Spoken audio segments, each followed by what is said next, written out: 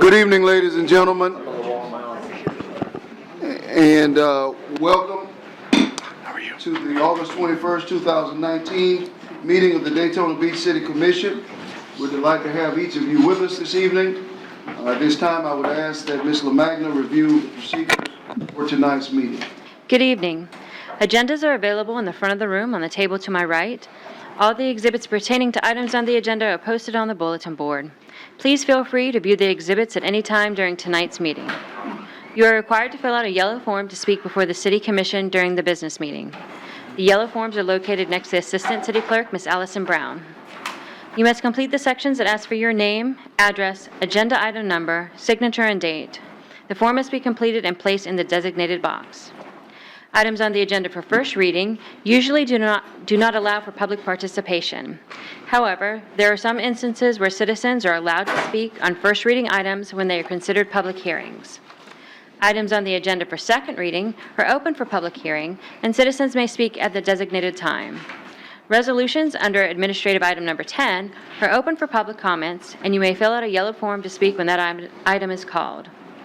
Item number 7 is your opportunity to address the City Commission concerning any item on the consent agenda. Please indicate on the yellow speaker sheet the agenda item number of the item or items you are addressing. Items or discussions not listed on the consent agenda will not be heard during this comment section. All citizens completing a yellow form will be allowed to speak for 2.5 minutes. When you approach the lectern, please speak clearly into the microphone and give your full name and address. The 2.5-minute clock on the monitor above and directly in front of you will start running. Pay close attention to your time. You will be told when your time has expired.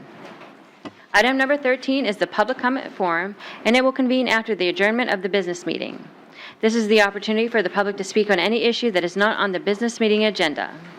All citizens completing the green form will be allowed to speak for 2.5 minutes. When you approach the lectern, please give your full name and address. Disorderly conduct in the public meeting of the City Commission. Article 2, Section 6238 of the City Code of Ordinances reads as follows. It shall be unlawful for any person to behave in a riotous or disorderly manner in any public meeting of the City Commission, or any committee, agency, or board thereof, or to cause any unnecessary disturbances therein by force, shouting, or any other action that is calculated to disrupt such meeting, or to refuse to obey any ruling of the presiding officer or such meeting relative to the orderly process thereof. Please be courteous and respectful of the views of others. Personal attacks on the City Commission, city staff, or members of the public are not allowed. Please silence cell phones and other wireless devices during the meeting. All conversation must take place either at the lectern or on the dais so that everyone can hear the business being discussed tonight. Ms. LaMagna, may we have a roll call? Commissioner May. Here. Commissioner Gilliland. Here. Commissioner Henry. Here. Commissioner Reed. Here. Commissioner Traeger. Here. Commissioner Delgado. Here. Mayor Derek L. Henry. Here. We will now have the invocation led by Commissioner Reed, followed by the Pledge of Allegiance, led by Commissioner May.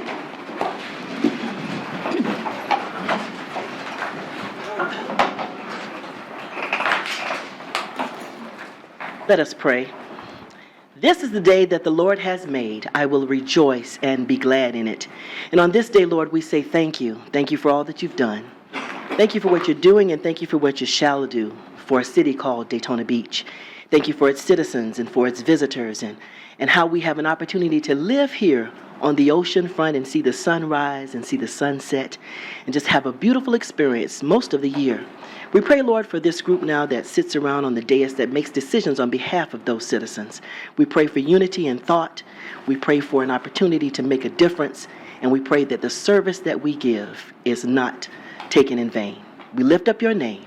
In the mighty name of Jesus, I pray. Amen. Amen. Amen. I pledge Allegiance to the flag of the United States of America and to the republic for which it stands, one nation, under God, indivisible, with liberty and justice for all. We'll now move on to item number 4, which is approval of the minutes of the June 19, 2019 Strategic Planning Workshop, the July 17, 2019 City Commission meeting, and the July 31, 2019 Closed Session Shade meeting. Second. We have a motion from Commissioner Gilliland and a second from Commissioner Traeger. Do you have any questions or corrections to the minutes? All those in favor of the motion, let it be noted by saying aye. Aye. Those in opposition, same sign. Motion carries 7-0. At this time, we will have our agenda approval. If there are any changes, our city manager will address them at this time. Thank you, Mr. Mayor. We're pulling item 6B, presentation of Veterans Museum from the agenda. We're pulling item 10C, First Step Shelter Budget Amendment from the agenda. And we're pulling item 10G, Leisure Services Advisory Board appointment. Second. All right, well, we'll take a motion from Commissioner Gilliland and a second from Commissioner Traeger. All those in favor, let it be noted by saying aye. Aye. Those in opposition, same sign. Motion carries 7-0. We'll now move on to item number 6, which are presentations. Item number 6A is the Beautification Award for August 2019.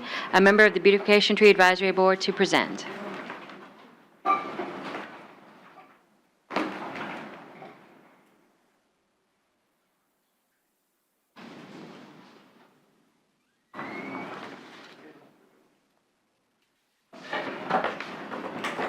Good evening, Mayor Henry, members of the City Commission, Mr. Chisholm. My name is Marty Grimshaw. I live at 4 Granville Circle, and I'm a member of the Beautification Board. The Beautification Tree Advisory Board has selected Barbara Hubble, 113 Skyflower Circle, as the Residential Beautification Award winner for the month of August 2019. Ms. Hubble has been a resident at this address for only 2 years. Since purchasing the home, one palm tree has fallen during a storm and had to be removed.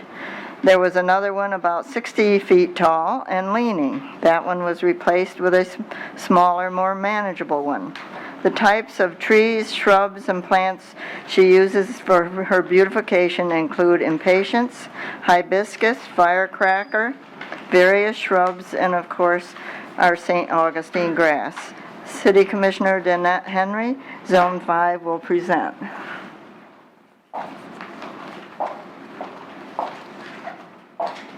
Barbara?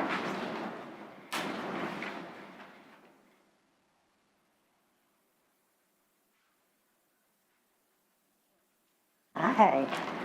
I got the opportunity to drive by today, and the pictures don't do it justice. You've done such a phenomenal job with your property. We are so grateful to you in Zone 5 for thinking enough of us and thinking enough of yourself to maintain your property and keep us looking good over there. So it says Certificate of Achievement. May it be known that this certificate has been presented to Barbara Hubble for Distinguished Achievement in Residential Beautification. City of Daytona Beach, presented this 21st day of August 2019, signed by Mayor Derek Henry and your Commissioner, Zone 5, City Commissioner Danette Henry. Okay. Thank you so very much. Thank you.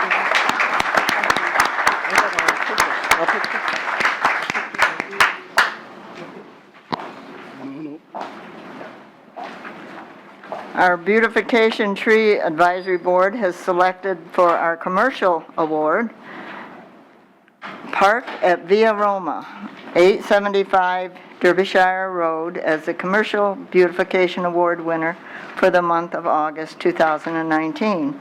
The Park at Via Roma is a multi-family apartment complex and is owned by Blue Rock Premier LLC and was previously privately owned. The building was originally built in 1974 and was recently remodeled in March of 2017. The types of trees and shrubs and plants used for beautification include red tie plant, corkscrew crotons, Moe red ixora, and petro crotons. Mayor Henry will be presenting the award. Here accepting the award is Olga Cubis, Assistant Manager.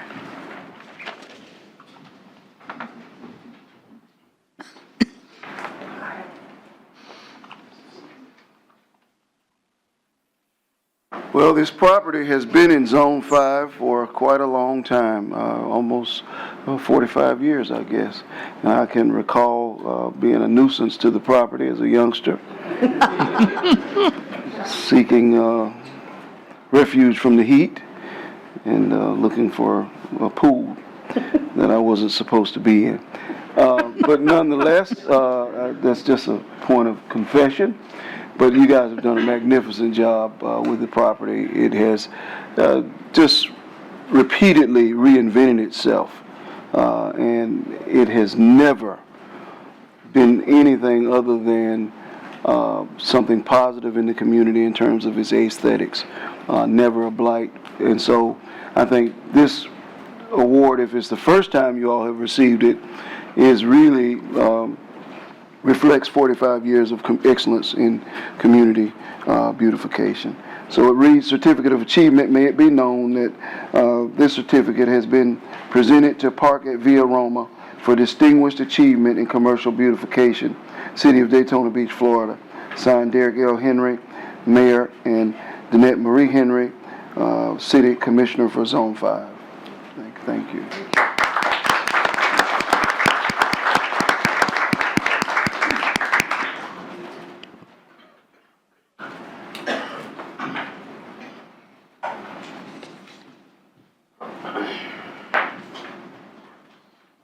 We'll now move on to item number 7, which is our citizen comments. During this time, the citizens have the opportunity to address the City Commission on any item that is on the consent agenda. My first speaker is John Nicholson, speaking on 8A through C, and on deck is Ann Ruby.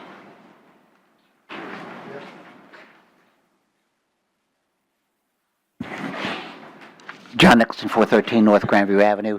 Looking at A, B, and C, I didn't kind of understand it because everyone had 8 additions. I read it. It had to take me 3 times to read your notes to find out which ones were the additions. And the amounts were so similar, they all were around $200,000. One was 213, one was 198. So I thought they were like similar, but they're really not. But what I really want to talk about is what we did with it, what we're doing by going out and resourcing it. Jim, you remember when we put in A1A, we decided on the plants that went in, and we had a lot of mulch, a lot of yucky plants that shouldn't have been there. And we changed it like 7 times. The last renovation is the one with the grass. There's like 90% grass. It is almost never in disrepair. You can go down A1A at 2 o'clock in the morning, 5 in the afternoon. It's always neat. It's always maintained. If there's trash at all, it's 1 or 2 pieces. So I like the design of it. I am not real happy with all the new fluffy stuff that we're putting in on City Island and whatnot with the mulch. It's very difficult to maintain the mulch, to have it look nice. A1A looks superb. The boardwalk with the grass and all that we did at Breakers and at Orr Street looks superb all the time. I wish we'd keep that sleek, clean, easy to maintain look. Thank you. Thank you. Our next speaker is Ann Ruby, speaking on 8G, and on deck is Jenny Nazak. Ann Ruby, 137 Park Avenue. I'm for 8G. It obviously is something that needs to get done. But the sentence that jumps out at me as concern is, along with the potential safety hazards and numerous complaints that these paths now generate, the potential liabilities for the city outweigh the current replacement costs. And there's a lot of little nuggets in there that are bothersome to me. One is, why are we waiting until we get numerous complaints before we address an issue? And why are we waiting until there's potential liability before we address a situation? If we're going, and it shouldn't always have to be letting something go until it needs to be replaced. If you want to have a world-class city at a world-class beach, the infrastructure, things like this golf cart path, need to be maintained in beautiful condition at all times. So I'm just wondering if there's a system in place for evaluating these things so that it doesn't have to be $174,000 in one lump. It could be done on an ongoing basis all the time. Thank you. Our final speaker tonight is Jenny Nazak.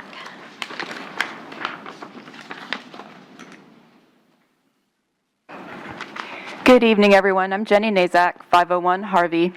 I am speaking in favor of item 8A with giving some additional properties for McMaster's company to manage. I think they're a conscientious landscaping company, and I like to see our city deepening in its relationship with landscaping companies. That said, I think there's a lot of opportunity for us to grow together in our knowledge of plants, our knowledge of the environment. I've seen pesticide spraying right next to the river. Personally, I don't think we really need to be spraying pesticides anywhere, but we really don't need to be spraying it next to the river. And I don't want to pick on one company because it is something that we are doing as a city, and I would like to explore alternatives. And that's all for this comment. Thank you very much. All right, thank you, Jenny. That was my final speaker for the consent agenda. All right, we have a motion from Commissioner Gilliland. We'll take a second from Commissioner Delgado. All those in favor, let it be noted by saying aye. Aye. Those who are opposed, same sign. Motion carries 7-0. Now move on to item number 9, which is our public hearings. Item number 9A is the Development and Administrative Services Planning Division Capital Recovery Agreement for Grand Champion Signal. This is a resolution public hearing. A resolution approving the capital recovery agreement between the city and Integrated LPGA LLC, the developer of the Integrated LPGA Plan Development, providing for Integrated LPGA LLC to design, install a traffic signal at Grand Champion Boulevard and US 92 at Integrated LPGA LLC's cost, and providing for partial reimbursement to the Integrated LPGA LLC as certain additional undeveloped properties in the vicinity of the traffic signal are developed, subject to conditions, authorizing the mayor and the city clerk to execute the agreement and providing an effective date. Second. We have a motion from Commissioner Gilliland and a second from Commissioner Traeger. Do we have any speakers? I do have speakers, Mr. Mayor. I have Mr. Watts here, Mark Watts, for any questions, and then I have one additional speaker. Okay. Do they want to take questions first, or? Do we have any questions for Mr. Watts? Or we'll hear from the speaker. Okay. Mr. Robert Beebe?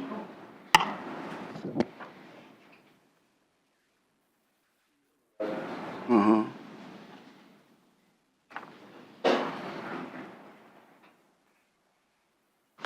Hey, my name's Robert Beebe, 541 Champion Ridge Drive. These are my notes I'm going to talk about. All I wanted to do was say thank you, actually, to some specific individuals. Mark Watts, my friend and neighbor, Jack Roos, our Commissioner Robert Gilliland. This is a perfect example of how the system can work. And I really appreciate everybody's effort. That's all I had to say. Thank you. I hope it's not premature because you haven't voted yet. If you can say that. I don't think it's premature. Thank you. I have no other speakers besides that. Okay. Mr. Watts, do you have anything to say? No? Was to get Commissioner Gilliland, you have any remarks? Or you coming up? No? Sure. Okay. All right. We'll let you.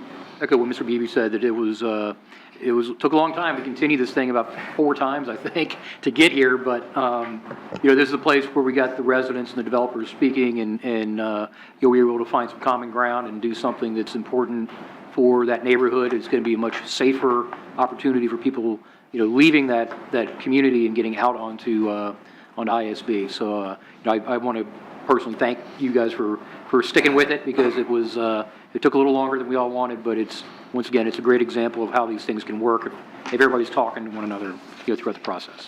And staff deserves credit too. There was a lot of work that went on with them to make sure this was put together in a way that made sense for the residents, the city, and the developer.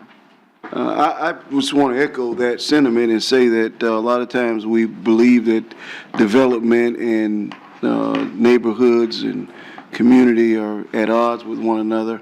But the reality is that we all have aspirations about our community. One is to live here and the other is to do business, and part of what makes our country great is both.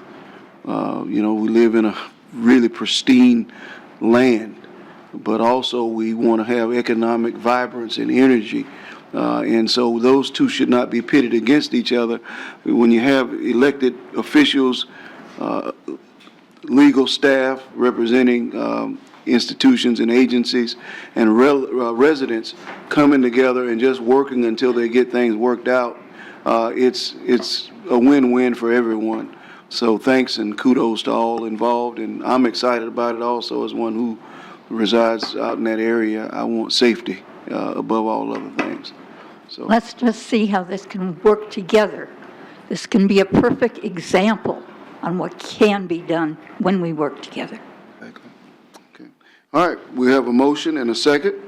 All those in favor, let it be noted by saying aye. Aye. Those in opposition, same sign. Motion carries 7-0. Moving on to item number 9B, it's the Development and Administrative Services Planning Division, Integrated LPGA, rezoning to Plan Development General, PDG, and preliminary plat. This is an ordinance on second reading, quasi-judicial hearing. An ordinance amending the zoning map of the Land Development Code to rezone 391.8 plus or minus acres of property generally located west of North Tomoka Farms Road, east of LPJ Boulevard, and north of West International Speedway Boulevard from SFR 5, single-family residential, to PDG, Planned Development General District, authorizing the mayor and the city clerk to execute the integrated LPGA Plan District Agreement with American SW30 Investments, LLC, to develop a mixed residential development and approval of the integrated LPGA Phase A1 preliminary plat, repealing all ordinances or parts of ordinances in conflict herewith, and providing an effective date. We have a motion from Commissioner Gilliland and a second from Commissioner Reed. I don't have any additional speakers. I just have Mr. Watts here for any questions. Okay. I would like to ask you guys to get together to take a photo before you leave and forward me the photo. I'd like to make a post about it in social media because I think it's a really positive symbol of what can happen. No further questions. Have a motion and a second. In favor, let it be noted by saying aye. Aye. Those opposed, same sign. Motion carries 7-0. Moving on to item number 9C, it's the Development and Administrative Services American SW30 Investments, LLC, Integrated LPGA Proportionate Fair Share Agreement. This is a resolution public hearing.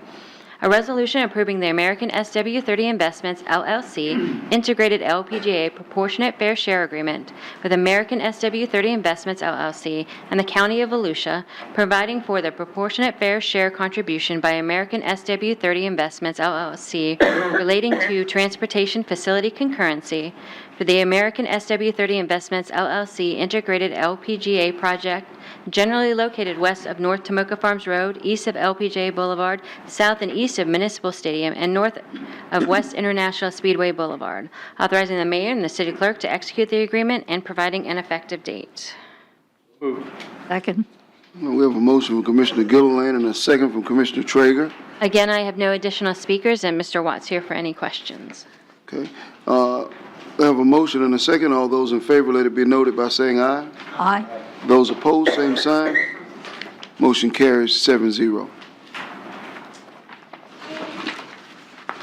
Moving on to item number 9D, it's the Development and Administrative Services Planning Division, Land Development Code Text Amendment, amend Article 6, District Sign Schedules. This is an ordinance on second reading, public hearing.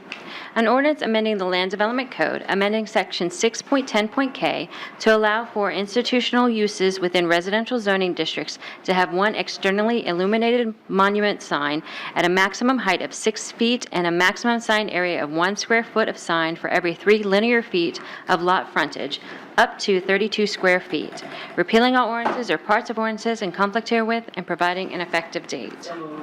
Second. I have a motion from Commissioner Reed and a second, I believe, from Commissioner Traeger. Do we have speakers? I don't have any additional speakers, but I have Mr. Raymond Carswell and Edward Murray here for questions on behalf of the applicants. Okay, does anybody have any questions? No questions? Okay, we have a motion and a second. All those in favor, let it be noted by saying aye. Aye. Those opposed, same sign. Motion carries 7-0. Congratulations, Mr. Carswell. Good to see you. Okay, moving on to item number 9E, it's the Development and Administrative Services Redevelopment Division, Land Development Code Text Amendment, amend Article 5, Location of Accessory Uses and Structures and Outdoor Seating. This is an ordinance on second reading, public hearing. An ordinance amending the Land Development Code, amending Section 5.3.B.2.B and 5.3.C.17 to allow for outdoor seating in certain required yards and to permit umbrella tables, open-walled shade structures, and other amenities associated with outdoor seating areas, repealing all ordinances or parts of ordinances in conflict herewith, and providing an effective date. I have a motion from Commissioner Reed and a second from Commissioner Gilliland. I have no speakers for this item. Okay. All those in favor, let it be noted by saying aye. Aye. Those opposed, same sign. Motion carries 7-0. Moving Mr. on. Mayor, if I may say something about this, I'm excited about this. It just makes our city more walkable and gives people an opportunity to be outside, and we talk about sidewalk cafes and just people enjoying our city, so I like this. I remember being on the adjustment board, we had to do one-by-one case, but now we're saying the city can do it. Yeah. Great. Moving on to item number 9F, it's Development and Administrative Services Planning Division.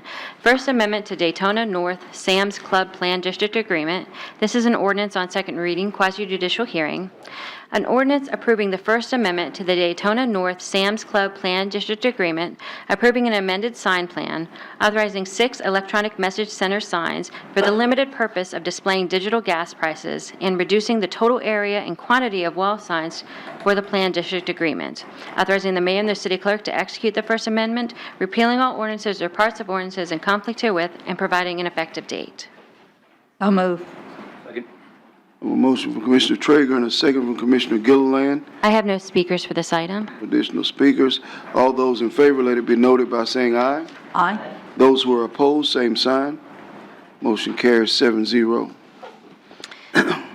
Moving on to item number 9G, it's the Development and Administrative Services Planning Division, DME Sports Voluntary Annexation. This is an ordinance on second reading, public hearing. An ordinance annexing into the City of Daytona Beach 0.47 plus or minus acres of property located on the south side of Bellevue Avenue, adjacent to the Daytona Beach International Airport at 2507 Bellevue Avenue, redefining the territorial boundaries of the City of Daytona Beach to include the property, redesignating the boundaries of Zone 4 of the City of Daytona Beach to include the property, repealing all ordinances or parts of ordinances in conflict herewith, and providing an effective date. I'll move. We have a motion from Commissioner Traeger and a second from Commissioner Gilliland. I have no additional speakers, but I do have Mr. Joe Hopkins here for any questions. Okay, no questions. All those in favor, let it be noted by saying aye. Aye. Those opposed, same sign. Motion carries 7-0. We'll now move on to item number 9H. It's Development and Administrative Services Planning Division, DME Sports Small Scale Comprehensive Plan Amendment. This is an ordinance on second reading, public hearing. An ordinance adopting a small scale comprehensive plan amendment in accordance with Chapter 163.3187 of Florida statutes, amending the future land use map designation of 0.47 plus or minus acres of property located on the south side of Bellevue Avenue across from the Daytona Beach International Airport at 2507 Bellevue Avenue from Volusia County Activity Center to city mixed use, repealing all ordinances or parts of ordinances in conflict herewith, and providing an effective date. I'll move. We have a motion from Commissioner Traeger and a second from Commissioner Reed. No questions or comments? I have no additional speakers and just Mr. Hopkins here for questions. Okay. All those in favor, let it be noted by saying aye. Aye. Those opposed, same sign. Motion carries 7-0. Moving on to item number 9I, it's the Development and Administrative Services Planning Division, DME Sports, First Amendment to the DME Plan District Agreement. This is an ordinance on second reading, quasi-judicial hearing. An ordinance approving the First Amendment to the DME Plan District Agreement to add 0.47 plus or minus acres of property located on the south side of Bellevue Avenue, across from the Daytona Beach International Airport at 2507 Bellevue Avenue, to develop a stormwater retention pond and to increase the number of student housing units for the development, authorizing the mayor and the city clerk to execute the First Amendment, repealing all ordinances or parts of ordinances in conflict herewith, and providing an effective date. Second. All right, we have a motion from Commissioner Gilliland, second from Commissioner Traeger. I'll say that. I think I heard those voices. I have no additional speakers, and I have Mr. Hopkins here for any questions. Okay. No additional speakers, no questions. All right, all those in favor, let it be noted by saying aye. Aye. Those opposed, same sign. Motion carries 7-0. I'd like to point out that Mr. Panaggio is also here, the owner of DME, and welcome you all to being in the city of Daytona Beach. Excited to have you and excited about the project, sir. Thank you. Okay. Moving on to item number 9J, it's the Development and Administrative Services Planning Division, Sanctuary Daytona, rezoning to Planned Development General, PDG. This is an ordinance on second reading quasi-judicial hearing. An ordinance amending the zoning map of the Land Development Code to rezone 22.7 plus or minus acres of property generally located on the north side of LPJ Boulevard and west of Grand Preserve Way from Volusia County R4 Urban Single Family Residential to PDG Planned Development General District, approving the Sanctuary Daytona Planned District Agreement with Indigo Development LLC and Emerson International Inc. to allow for the development of a 336-unit multifamily complex, authorizing the mayor and the city clerk to execute the Planned District Agreement, repealing all ordinances or parts of ordinances in conflict herewith, and providing an effective date. Move. We have a motion and a second. You have speakers? I do have speakers, Mr. Mayor. Our first speaker is Mark Watts, and on deck is Carol Pillion.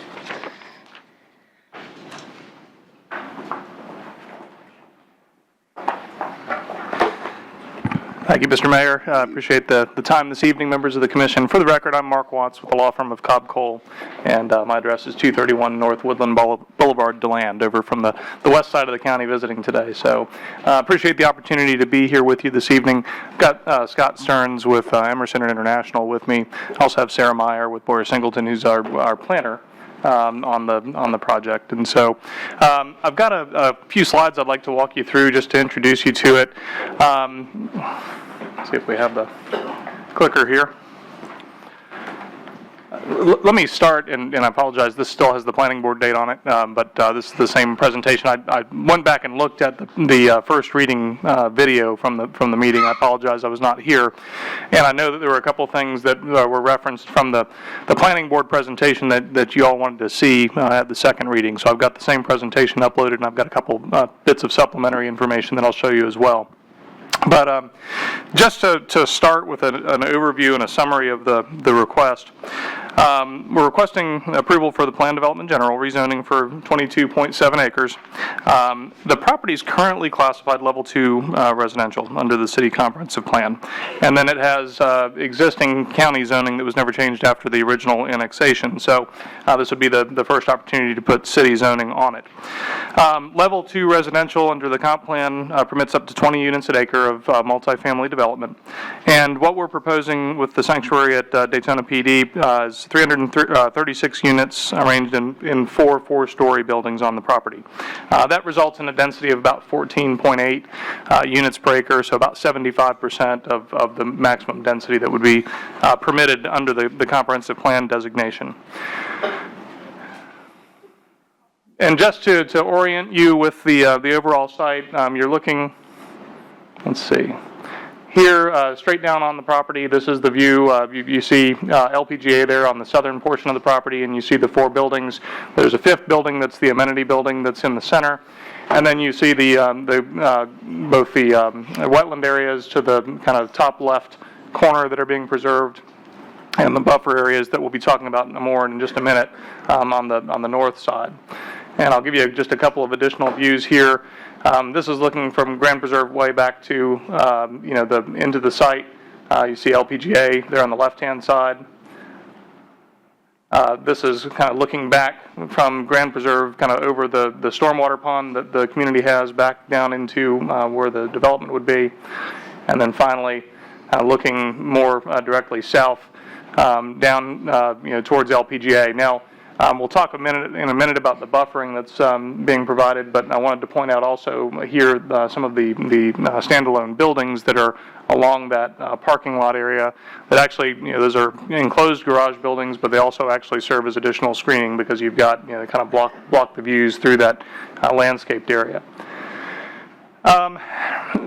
Just again, to walk you through some of the elements, we have complied with all of the standards, your appearance standards in the code. This is just a kind of an example of the architecture, but in this particular case, the property owner and the developer here has a similar project in Port Orange, and so I've also included some of the pictures from that particular project. This is one that was completed about two or 3 years ago. 2 years ago, Scott? 2 years ago, and has been very, very well received down in the Port Orange community. In fact, Emerson International built not only the apartment complex, but also built a single-family neighborhood right next to it that you'll see some pictures of here in a minute. But this is just, again, to give you an idea of the development. That's that's a picture of the amenity center down at the Port Orange location. Another view looking back across the stormwater pond. And then here, one of the things I included this in. This is inside the main clubhouse, but you can see you've got apartment buildings, kind of to the back on the right there, and the single-family neighborhood that they also developed on the left-hand side. And so this is just a few pictures to give you an idea of kind of what the facilities they're proposing to include here look like. So we are here asking for the approval of a PDG because we are requesting a couple waivers from the Land Development Code. And so rather than going through straight zoning with an MF20 zoning classification, we've asked for the PD zoning to address a couple waivers. The first is height. We're requesting a maximum of 60 feet. That includes all the architectural elements, so the roof line and the additional projections. I think the actual top of the occupied area is about 50 feet on these buildings. Under MFR 20, 35 feet would be the maximum height. We're also asking for parking ratio and size to be adjusted 1.75 spaces per unit. Instead of 2 spaces per unit, and then also to provide some of the parking in the form of compact car parking. One thing I'll note here, and I think this helps, with regard to analyzing that. Of the number of units that we're looking at, I think 58% of those units are planned to be one-bedroom units. So you've got a significant number of the units in the development that are one-bedrooms. I think there's only 10% of the overall units that would be three-bedroom units. So we think that parking ratio works, and I think that's consistent with some of the other adjustments that you've made in PDs in this area. And then finally, the last request was for signage. I'll show you an exhibit that illustrates this in a minute, but I think you'll like the overall aesthetic that they're proposing. The significant, I think there was a specific request to see my artwork at the last meeting at first reading, so I did include my beautiful sketch here of kind of the difference when you're looking from a height standpoint. I'll walk you through this and I'll give you a better example after that. This is basically representative of another exhibit I'll show you in a second, but our current footprint, current site plan shows about 144 feet between the property line and the first building. I've got an exhibit that shows 120, which is the standard that's included in the PD. But what we wanted to illustrate here was what's the difference in the appearance of the height of a building, depending on how far it's set back. And so if you look at that, my 6-foot tall person there on the left-hand side, the first line that you see vertically there is 35 feet. That's the height that's permitted by right under the zoning code. And the 25 feet separation there is the distance of the setback required by your straight zoning. So if we were under MFR 20, 25 feet from the property line, we could build a 35-foot tall building. The dashed line is kind of that line of sight. That's what the person standing on the ground is looking up and seeing. And so as you look at that line of sight, on the far right, you've got representative of the 60-foot tall building that we're proposing and the distance and setback that is associated with it in the proposal. So as you can see, the 35-foot tall building would completely block the view of that building, that taller building farther away. So what that means is from a massing standpoint, the appearance and the effect that the neighboring property owner has is that shorter building built closer appears taller. We actually have engineers that are much better at art and exhibits than I am, so we've got a few of those. If you want to give those to the assistant clerk, she'll pass those out.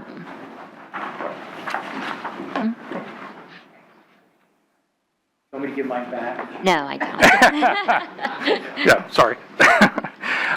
What's going around is an exhibit that our engineers put together that I think shows this more clearly. You see in here an illustration of three things. The first page is an illustration of what we're proposing in the PD. It shows the cross-section of our buffer area that's included in our standard, and it also shows, again, that separation in the height. The second page is an example of what your minimum code standard would require. The 25-foot setback, the minimum buffer, and then that 35-foot height limit, much closer to the property line. And then lastly, you've got a third page there that kind of overlays those two things so that you can see it. And I think the interesting thing as you look at that is, when you look at that third page and you see the difference between that angle of view, it's about 15 degrees. So I think, Mayor, it's about the difference from me sitting here looking straight at you or looking up at that clock. That's about a 15-degree difference. So, the appearance of that shorter building closer is 15 degrees more severe than the taller building farther away. This is another, I think, way to illustrate it, and this is also what we showed the planning board. This is kind of a copy of a site plan that if we were building under your straight zoning, under the MFR 20, this is what is permissible. That is your minimum 15-foot buffer, your 25-foot setback, and a 35-foot high building. This is the difference you get with the proposed standards in the PD. So we have the additional height, but it's set back a substantial distance from the property line.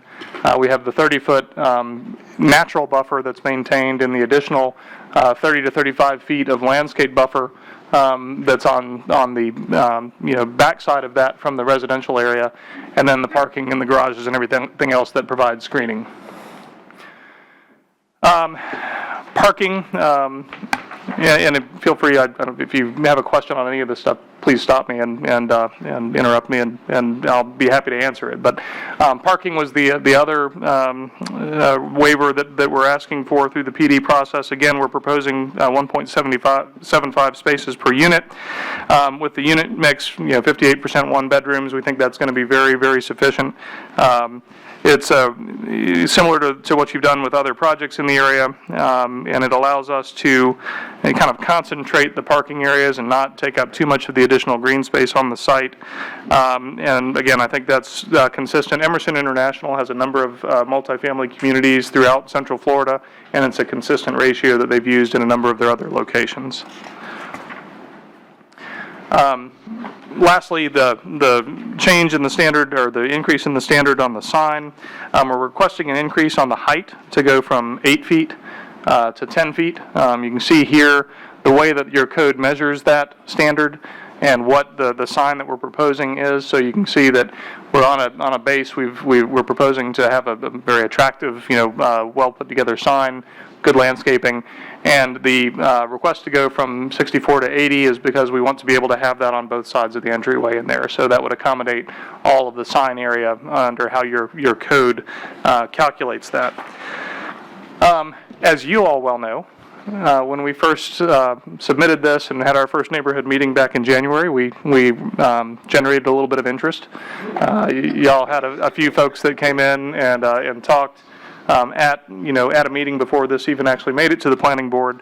So that was after that January 30th neighborhood meeting. As a result of that, and talking with staff, we went back and had another neighborhood meeting on April 8th. We kind of talked about the changes that we thought would result, and one of the things I'll talk to about the specific concerns in a minute. We then, kind of finally, once we made all the adjustments, we sent out an email prior to the planning board meeting on June 23rd, just to make sure everybody knew planning board meeting was coming up that week, and transmitting the latest and greatest versions of the plan so that the neighborhood would be able to see those and respond to them before or at the planning board meeting. The primary concerns we heard: traffic. That's not a surprise to anybody, I'm sure. Traffic was the principal thing that the neighborhood was concerned about. If you go back to the original plan that we submitted, Grand Preserve Way, which goes north-south on the east side of the site, When that neighborhood was developed, there was a planned driveway connection between the property that this complex is on and that roadway. That was a concern for a number of reasons. We had designed it so that it would only be, I think, an exit out of our site, but the concern was people would still make a U-turn movement and cut through the neighborhood, and that, you know, there's already in the view of the neighborhood a need for a light or a signal at that intersection, and so those were the concerns that we heard. Compatibility, height, and buffering, trespassing was also a concern, and then the shift from the office professional use that was there historically under the county comp plan to multifamily. So the changes that we made in response, we reduced the overall height. The initial request was to go to 65 feet instead of 60, so we were able to kind of adjust our architecture and reduce the height to 60 feet. Again, 50 feet is the top of the highest occupied floor. The rest of that is architectural. We looked at options for addressing the concern about the light and about traffic calming strategies. We went back to the county. Obviously, LPGA is their road, so we went back to them. We had Lassiter Transportation Group, who I neglected to mention is also here with us. Matt, sorry about that. We asked Lassiter to go back to the county, look at whether or not we were going to be able to warrant a signal at that intersection. The answer was no. And so we also provided the neighborhood with contact at the second neighborhood meeting. We provided them with contact information to John Cheney and other folks at the county in case they wanted to follow up and try and have that conversation as well. And again, that we're not meeting the warrants for that. We also talked to the city staff about the possibility of traffic calming, whether it be speed plateaus or other structures through the neighborhood to discourage cut through or speeders through there. That was not something looked favorably upon because our traffic volumes really weren't high enough to really justify that. So at the end of the day, we removed the connection. Rather than have that be a continuing concern that we couldn't address through a traffic signal, we couldn't address through traffic calming measures, we removed the connection altogether. So we don't have any direct connection to the residential street from the project, other than there's a crash gate that would allow and stabilized surface that would allow emergency access. With regard to the other changes, we increased the northern landscape buffer and added the additional strip of landscaping to get to 65 feet, and obviously included also that natural buffer. We added a fence. They asked to make sure that from a trespass standpoint there wasn't a free flow allowed between the apartment buildings and the neighborhood, so we added a fence along the entire northern buffer, and then wrapping around on the eastern boundary as well behind their the stormwater pond, and we actually modified that also to be an architectural fence, so it would have a good appearance and it would enhance the stormwater facility. And again, we proposed setbacks that far exceed what's permitted under the straight zoning classification, and made sure that we invited everybody to go down and tour the other facility, the other neighborhood that Emerson owns in Port Orange. And actually, a lot of people took us up on that. I think, Scott, we had 10 or 20 residents that went down to the one that I showed you the pictures of, so they could get a real feel for what it is, what it looks like, how it's managed, that type of thing. So with that, I think I'm open for questions. We hope you see that we've tried to respond and work with the comments that we received in going through the process. We have tried to be responsive. I think that at the end of the day, with the setbacks and everything else that we're proposing, what you have is a lot friendlier to the neighboring property owners than what would be permitted under the straight zoning classification here. So I'm here to answer any questions you might have. My client and our consulting team is also here. So I appreciate your time. So with the increase in signage size, was that, I didn't see that in my agenda, the further review of, when did that come about? It's been in since we submitted the application. I think additional signage size is going to be, it's already an intrusive property to many of the residents, and I do believe that additional signage size is going to be slightly problematic.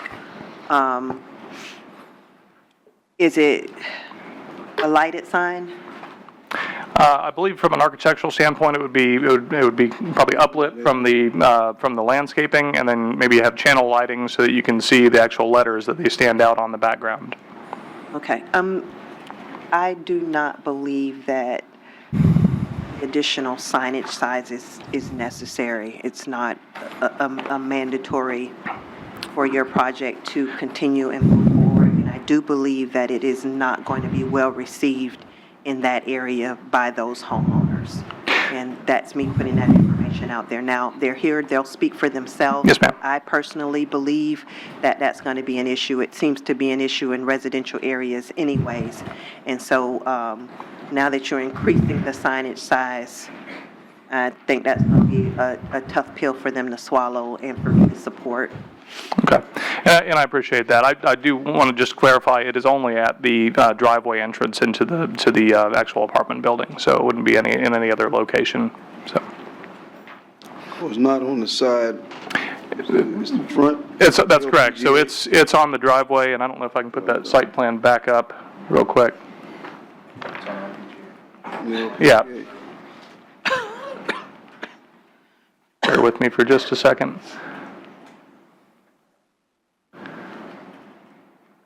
So the signs that we're talking about, I'll go back one more. Looking straight down, if you see where the circle is, where you're coming in off of LPJ, it's on either side of that driveway.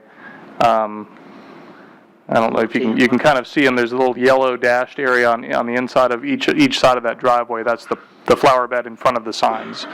So that's the area where the signage is proposed.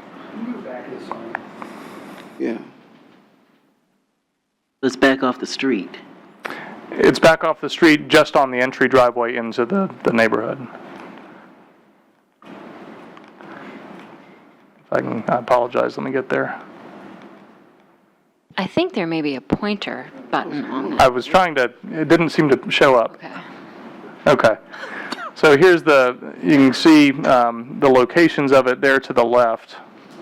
It's the laser's working, but it's not working on the screen. But you can see if you see the entry driveway there, on either side of it, there's the wall structure with the planters in front of it. That's where the sign locations are. So it faces LPGA on that entry drive. I don't know if you can see the laser. It's not showing up on the screen very well. So the actual copy part of that looks like it's 11 feet by, Let me pull out my glasses. I've gotten to that point in life. It's 11 feet by. I can't read that. Okay. 3.7. Yeah, 3.5 feet by 11 feet for the sanctuary, the actual sanctuary sign. And just, I can point to this one. So here is the two locations where the sign is on that entry drive for the apartment complex. And so the entry for the neighborhood is actually over here, and they've got a separate entry sign. Separate entry sign is where? So the neighborhood. Yes, Grand Preserve. Going back to our site plan. So where you see the entry road coming in on the top or the left-hand side there. Let's see. There you go. Looking. That's the entry road going into Grand Preserve. They have separate signage for the Grand Preserve neighborhood in that location. And then the signage that we're talking about here, if you look at the top left-hand corner of this image, that's the driveway into the apartment built complex, and that's where that sign would be.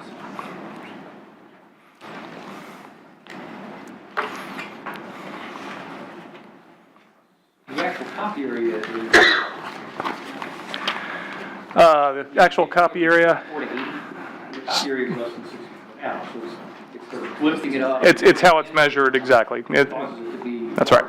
It's how it's measured under your code. I think so. Yeah. Doesn't make it look nice. Yeah.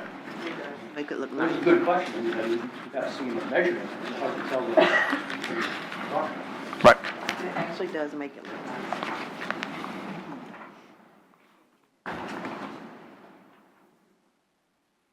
Okay. I like the way they landscape it, 'cause it's right. What's the color scheme? The color scheme? So if you go back to, it's similar to the one in Port Orange. This is actually what's been submitted. There are an awful lot of elements in there. If you saw what they did in Port Orange, there's different finishes. You've got cement fiberboard siding. You know, what we've done is we've looked at the standards that are required under your code, under the LPGA corridor, and we've complied with those standards. And I appreciate, your staff's been good to work with as always and has gone through the review and been agreeable with the architecture that's been submitted. So if you go back here, then that's an example of kind of the mix of things. So you've got some stone finish, some lap siding finish, and some stucco areas, things of that nature. Let's hear from the speaker, what they feel about questions after you. Sure. Oh, yeah, absolutely. Yeah, you come. What part of the 22.7 acres is wetlands? We have, if I remember correctly, Sarah, correct me, is it about 3.5 acres? 3.36 remaining in. About 3.36 acres of wetland area. And what is the approximate rent these one-bedrooms would rent for? Yes. Get that for you specifically here.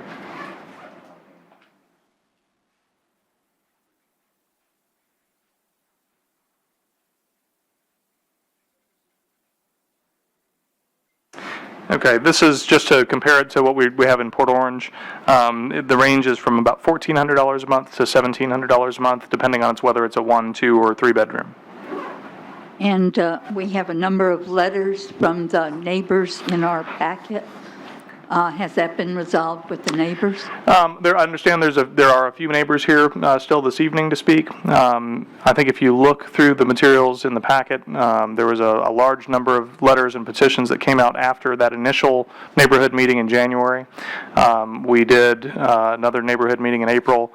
One of the comments we got from the planning board when they unanimously recommended approval for the project was that they were impressed at the amount of effort we had gone to, and they appreciated the amount of effort we had gone to try and address the concerns that were heard and that were listed in those initial petitions. What is the feeling of the neighborhoods at this time?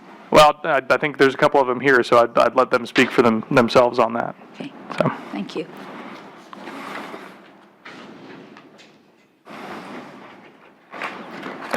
All right, well, we'll hear from the speakers of the item. Thank you, Mr. Watts. We'll be hear from you a little later. And if there's other questions, I can jump up to answer after the. Yeah. Okay, thank you. Our first speaker is, I believe it's Carol Pillion, and on deck is Steve Burnett.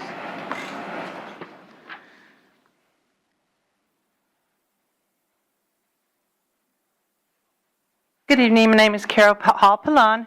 I live at 440 DeHoon Holly Drive in Grand Preserve. I'm basically coming here as a representative for our group. We basically feel that we are in a defeat. We feel that we've done petitions, we feel that we've come here, we've tried to voice our opinions, we've tried to contact many of the commissioners through emails, through vocally, we have meetings, we've gone through things. We feel that we are just basically being squeezed. The buildings are very, very large. We are not is a very, very pretty picture with the single homes that they said, oh, we've incorporated them. The problem is that you've got four-story buildings coming in. Those people are not going to be walking their dogs in the little complex. They're going to be coming into our neighborhood. We're feeling the squeeze from both sides, and now we found out that there's another multi-family building complex, shall we say, going in right down on Strickland. So we are being squeezed in the middle, and our single-family homes that we have, you know, basically a lot of people we've put our nest eggs into, and the mayor knows that Grand Preserve very, very well as he was a resident there.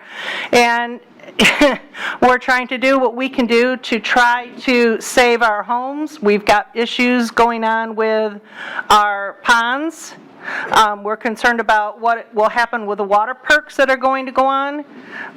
Ponds are down, they're continuing to go down 18 plus inches. We don't know what is going on.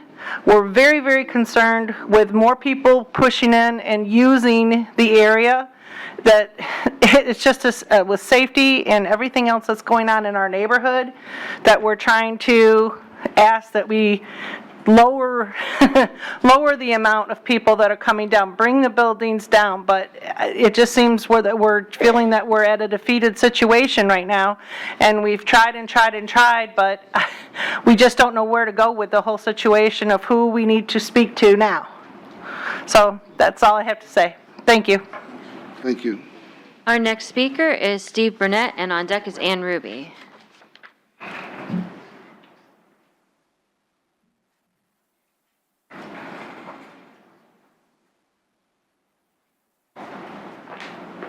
Evening, Mr. Mayor. Steve Burdett, 380 DeHoon Holly Drive, Daytona Beach, and this will probably be one of the weirder speeches that you hear this evening. I honestly don't know what to do with this anymore.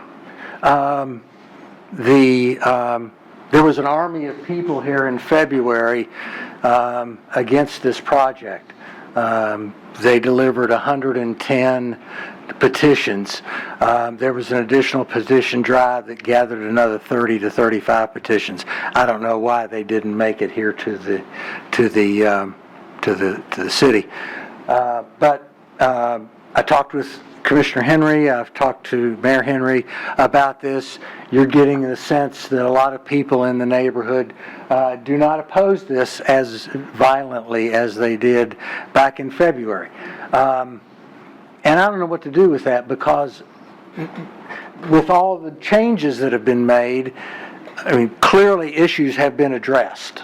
I mean, there are the exit on the Grand Preserve Way, some of the height problems, and these folks have done a really good job of taking care of that stuff.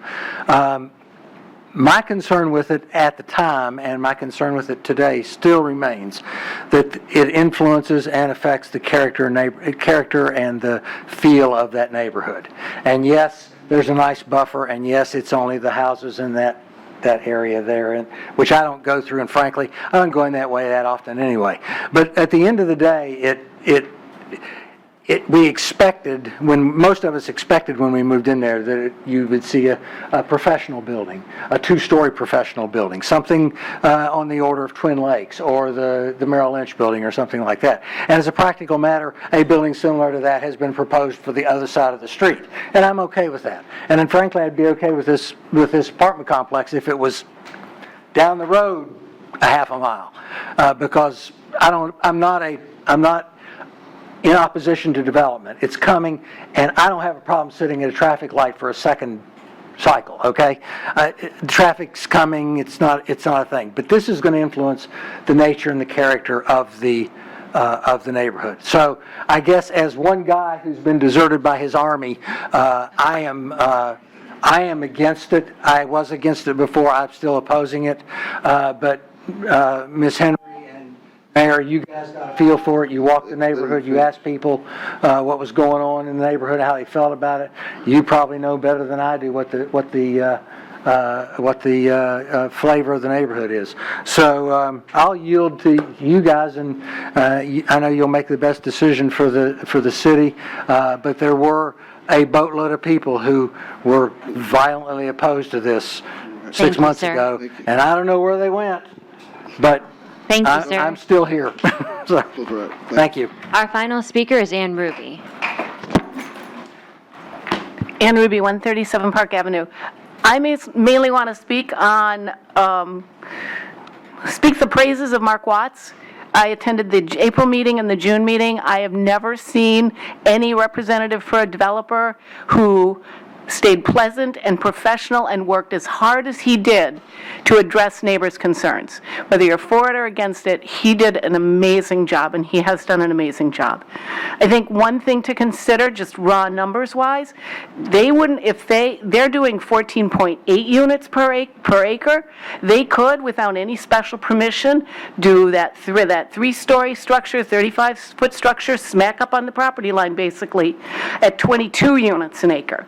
So they're asking for less than they're allowed to ask for. So I understand the residents' consternation, but I also think that it's not as bad as it could be, so. Mr. Mayor, can I add that for a couple days, these past 2 weeks, I got out on my Segway and rode around in Grand Preserve and got the opportunity to speak with quite a few of the neighbors, and it wasn't that they were okay with it coming. They were happy to see that the developers had addressed a lot of their concerns and a lot of changes, and if they had to have it and accept it, they were at least happy that those changes were coming. So I wouldn't say that the climate that I got was just that everybody was like, woo-hoo, yahoo, yeah, this is coming. It was more so a feeling of, well, at least they're trying to do something to address the issues that all of the neighbors had. And they're still very concerned about it, and rightfully so. We've got a big development coming right across the street. You have that one coming, and then you have a huge one coming on the other side of their community as well. And I too am concerned. I'm concerned because that is an area where many children walk to go to school, to go to that middle school right there, and they already have to cross a road, to me, that's kind of dangerous, that I wouldn't want my sixth grader and middle schooler crossing. So they're already crossing that. So I am definitely, and they were definitely still concerned with the height, some of them. So, Mr. Burnett, I don't want you to think that I went around and everybody was just as excited as you kind of made it. Your Army may have not shown up tonight, but I do think that they still have lots of concerns about that community. And that was the climate that I got when I went around the field. And that was important to me to know what her findings were, because I've heard from a lot of residents and met with and spoken, via phone to quite a few. But I did want to hear, because I knew she was out, according to them, kind of trying to survey and get a feel of what transpired. So I wanted to hear what she had to say tonight.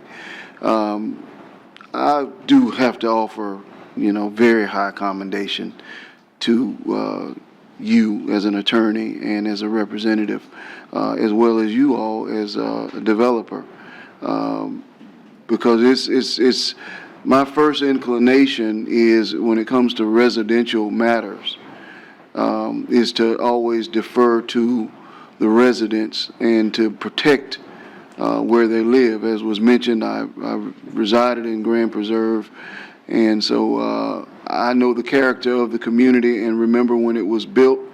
But by the same token, we also know that we've always known that plot of land was going to be developed, and it was intended to be developed. And it really, if they, as Ms. Ruby said, if they chose to develop it right up against the wall, it would be, in my opinion, that wouldn't be better. And so I've received several calls today that were in favor of the project. They led me to believe that it would be an overwhelming number of people in the neighborhood that the commissioner met with that was going to say they were for it. So it's a tough situation for me, but I again commend you all, and to the residents of Grand Preserve and to the residents all over our community. I do want to say this, that if you really have an opinion about a matter, don't defer to what you believe to be inevitable. Because hearing from my colleagues and hearing the questions and the concerns from my colleagues, indicates to me that if you keep your voice and you really are united in what you believe, that there is a chance, a strong chance that things may not go the way that you may assume. But you have to remain united. And in this case, from my personal perspective, that unity didn't stay in the community. You kind of lost the drive to say, we want it, we don't want it. Got to say one way or the other. I know you're going to have 10, 20 people, but there has to be a general consensus. I haven't felt that myself, but those are my sentiments of what I've experienced. So, yes, sir. Mr. Mayor, that's well said. I agree with you.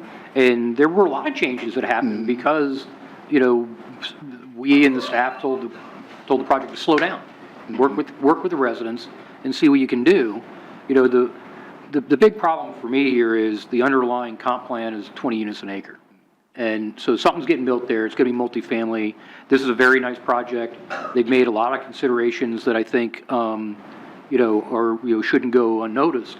And, I want to remind everybody what happened on Seabreeze with the, that 7-Eleven project that was making all kinds of architectural accommodations to the city. And because we shot it down, they got the Waffle House with the giant sign. So you got to be careful. We've got somebody here who's trying to do something that is, is least intrusive as possible on the surrounding neighborhood. And I think they've done as much as I would expect them to do. So I'll be supporting it tonight. Okay. Do we have any other comments from commission? Okay. All right. Any other comments, Mr. Watts? No? All right, we have a motion, correct, on the floor? All right, we'll take a vote, a roll call vote. Well, I'll just take a general vote. All those in favor, let it be noted by saying aye. Aye. Those opposed, same sign. Aye. Motion carries 6-1, or 5-2. Okay.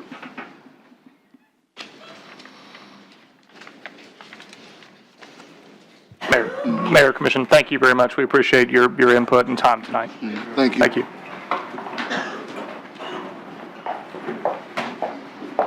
Moving on to item number 10, which is our administrative items. Item number 10A is the Development and Administrative Services Planning Division, the Ellis rezoning to Plan Development General, PDG. This is an ordinance on first reading. An ordinance amending the zoning map of the Land Development Code to rezone 31 plus or minus acres of property located on the east side of Williamson Boulevard, approximately 1,750 feet north of LPGA Boulevard and 1,200 feet south of Strickland Range Road, from Volusia County R2 Urban Single Family Residential to PDG Plan Development General District, approving the Ellis Plan District Agreement with Consolidated Tomoka Land Company, authorizing development of the property as a multifamily residential complex, authorizing the mayor and the city clerk to execute the Plan District Agreement, repealing all ordinances or parts of ordinances in conflict herewith, and providing an effective date. All right, we have a motion from Commissioner Gilliland. Do I have a second?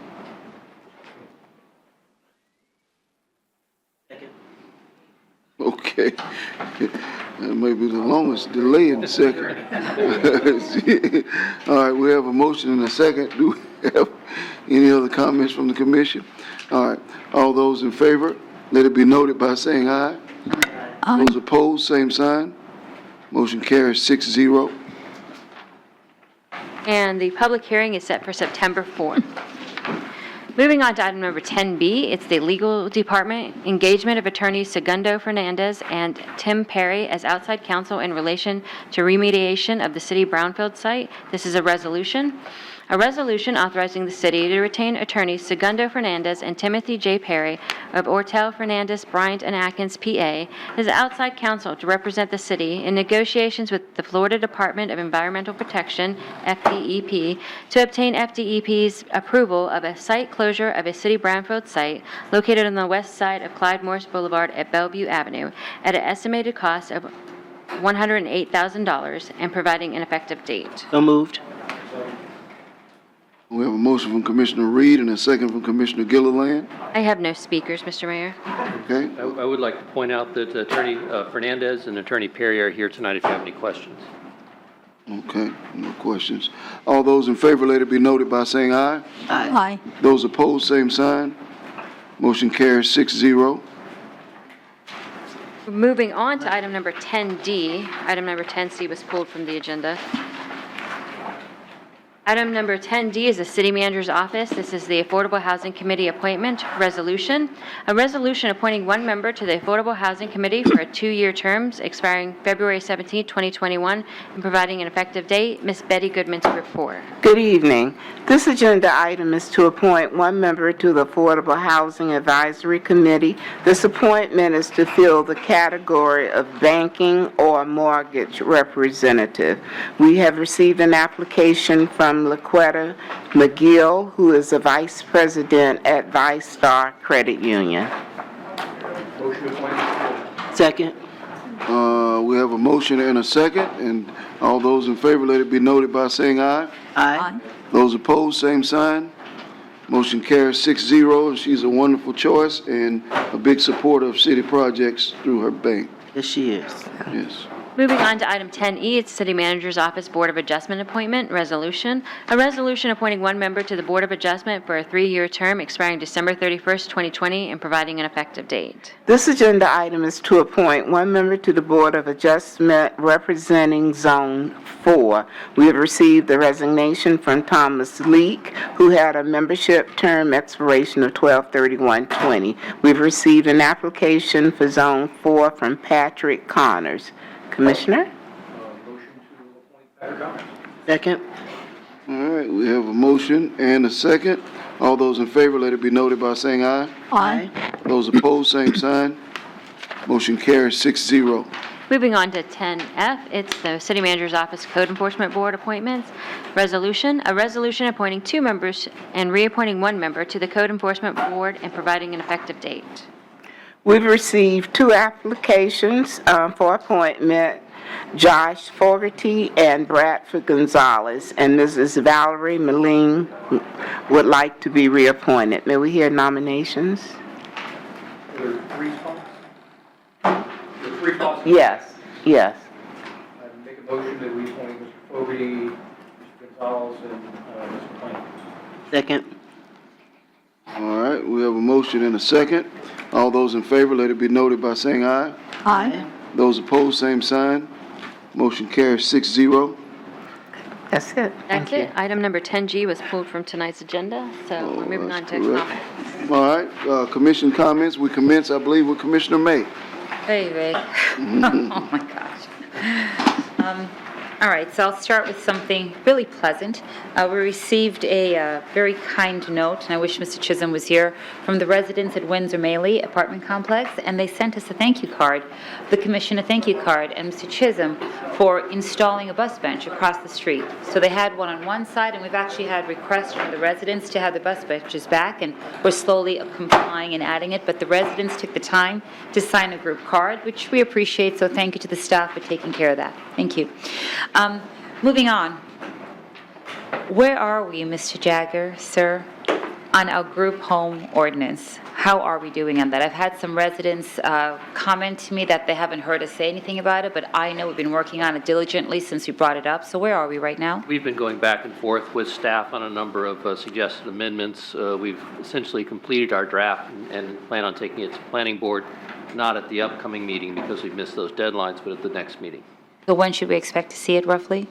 Well, it's about a 2-month process to take it to planning board and to get it on an agenda for the city commission. So maybe October. Okay, thank you, sir. And then while I have you, last week I brought up an issue dealing with vacation rentals, and my request was that we increase the fine, if possible, to $1,000, $5,000, $10,000, and $15,000. So we understand the need, we understand what it's causing. Interesting. Some other things have transpired. I received a telephone call from a resident who would like to purchase a condo unit. Turns out that when Fannie Mae researches the building, they discover that there are some people in there doing short-term, I don't want to use that word, they have some areas that they're using vacation rentals. So Fannie Mae is now denying her mortgage. So this has some far-reaching consequences. She's looking for long-term stable housing. So these are the concerns that I have with regard to illegal renters in zones that aren't zoned for that. So where are we with that? Well, as we discussed at the last meeting, this is primarily an enforcement issue at this point through code. The chief did speak at the last city manager's agenda conference, and they are preparing an amendment to the fine schedule to bring back to you at an upcoming meeting. So And what would that fine reflect? I'm just curious. the recommended fine, which goes to the county court, it is a recommended fine, so the court has discretion to impose a fine, at their own discretion. So it's $250. That's the highest fine that we typically have on our fine schedule. Okay, so I'm asking that it goes higher. Is that possible? Remember, it's only a recommendation, so the courts will, in my opinion, would not grant a fine higher than that. It'd be well beyond what their standard fine schedule How do we provides. go about changing that? Is there anything that we can do as a city? Because $250 is hardly punitive. It's hardly going to stop somebody.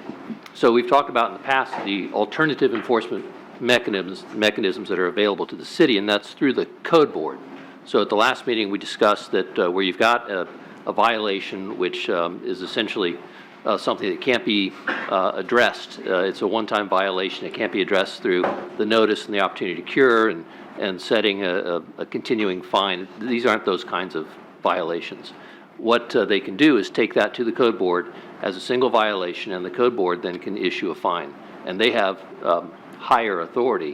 What's their to issue discretion? fines. How much could they I fine? believe it's $1,000 per violation, but I'd have to check with code on that. But And that would still go through a process, but it's not capped at 250. Could go as high as the code board wants it to go, correct? Correct. There's not this issue of coming compliance. You have 30 days. This is what you've done wrong, and this is the fine. yes, they could make specialized findings in order to impose a single fine. Okay, so that's kind of in the works right now. That's possible right now. Not in the works. How can we get that? Again, it's a code issue. Looks like Captain Lee is here. Maybe you can speak to it.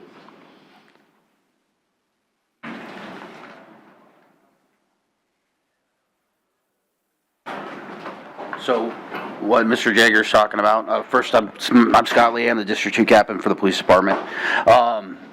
What he's referring to, we can already do. We've already established that when we take a violation to code board, we're already automatically asking for a higher fine, which I automatically move them to a $500 fine on the first occurrence and then to progress forward from there.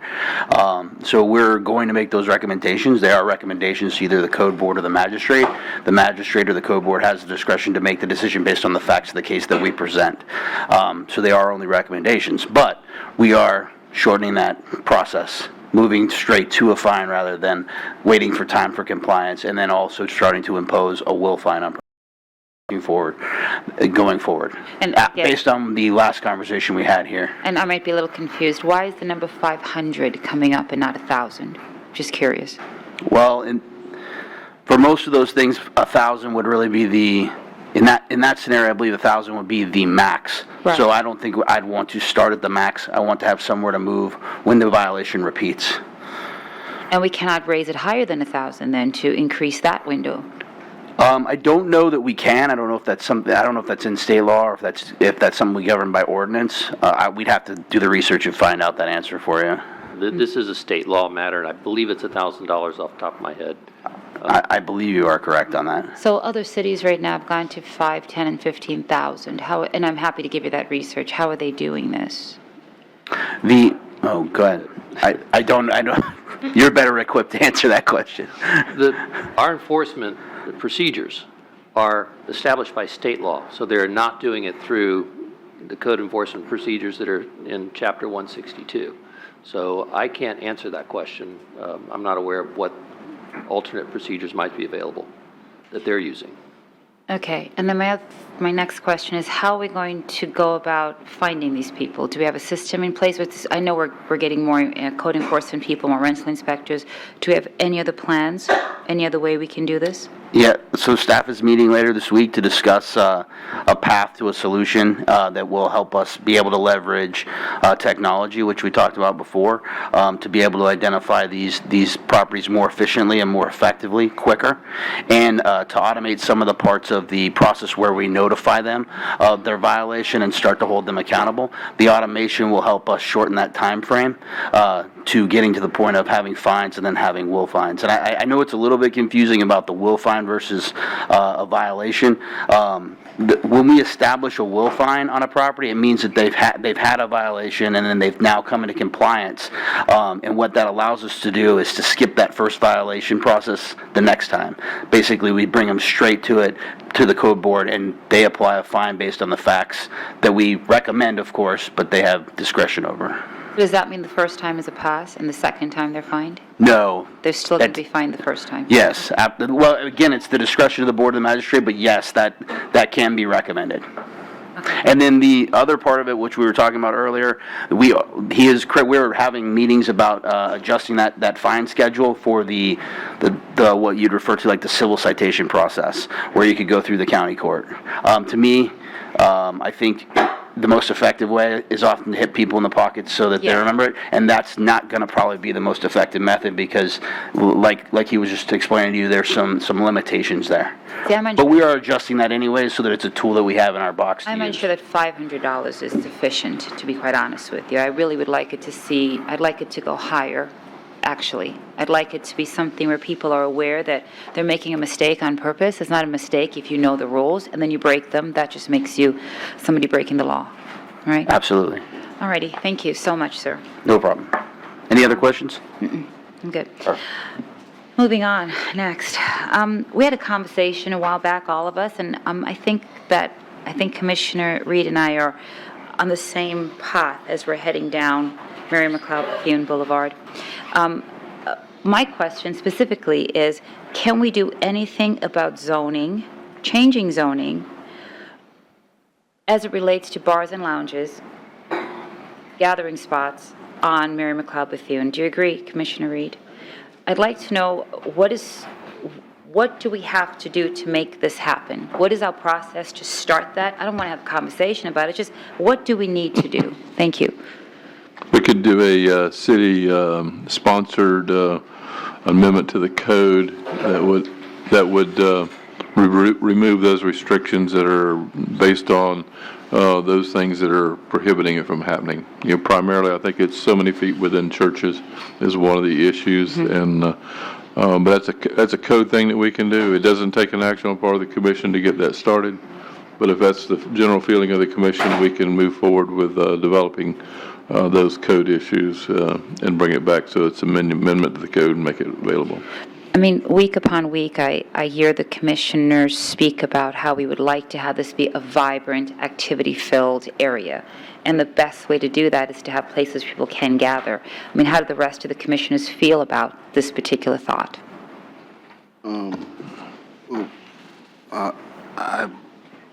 I agree with that, and when we were at the neighborhood meeting, that was something that I thought came forth, and I think that this conversation is necessary. But I also question, what church is there on that block? Is that, are they calling the Black Box a church still? Not a... I think there's New two. Mount Zion? There's two there. Isn't there? Down on the, but that's down on the other end. Yes. How far?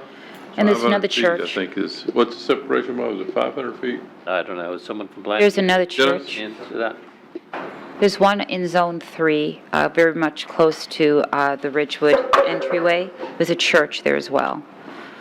There's one further down. Thanks, Dennis Merzak, Planning Director for the city. The proximity for churches, that's what you're asking for, is 300 feet. Can't have a bar within 300 feet of a church. What we're working on right now is that if a church can move into a location that's within 500 feet of a bar or a restaurant that serves the alcohol, and they'd be allowed to operate. Once they did that, it would make that bar or restaurant a non-conforming use that wouldn't be able to expand. I think one of the things we're looking at right now is removing that restriction so a church couldn't move in if it was going to be within that 500, or that the bar could be within 300 feet of a church. I think what's being suggested, you remove the separation requirement so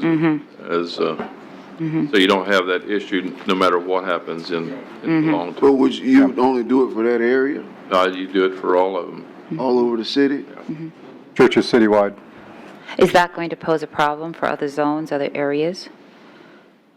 Yeah, that's problematic, I think. I don't either, because there are bars everywhere else already. Where there can be or want bars.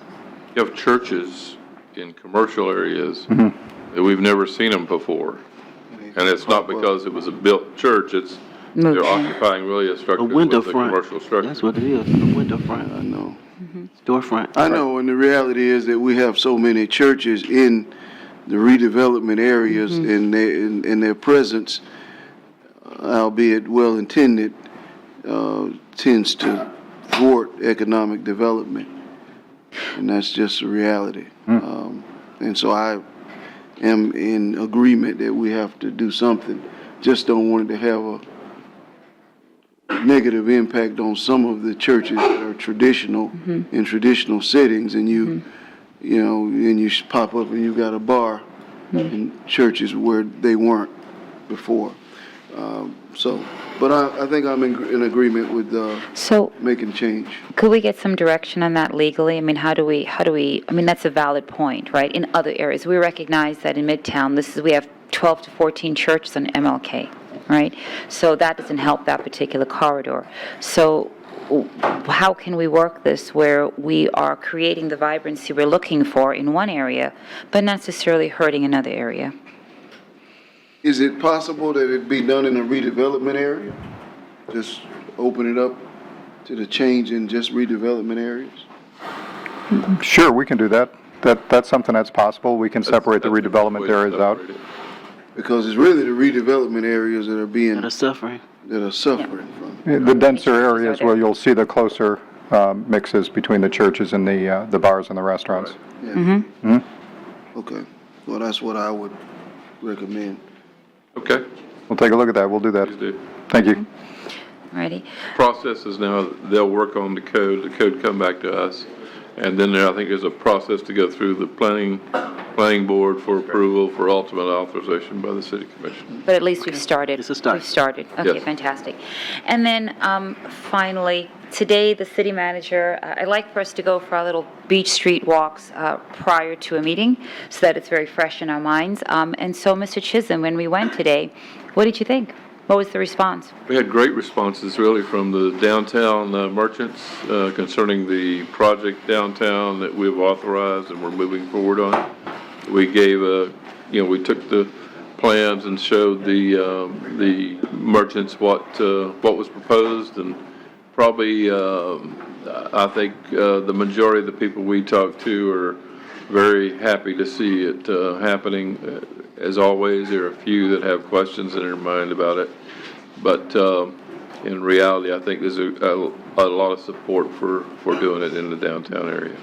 And just so we're clear, the process that I chose to engage in was I first wanted to start on the south block, and then the middle block, and then the very last block. And that's what we've done. We've washed over the south block 2 or 3 times to hit everybody. Now we're hitting the middle block. We'll have to do that again, probably 2 or 3 times to make sure that we catch all of the merchants, and then we'll move on. So that is my process. And just so we're clear, I have pictures of the people we spoke to, so I'm documenting everything so that people understand that we truly are doing what we said we were going to do. Thank you.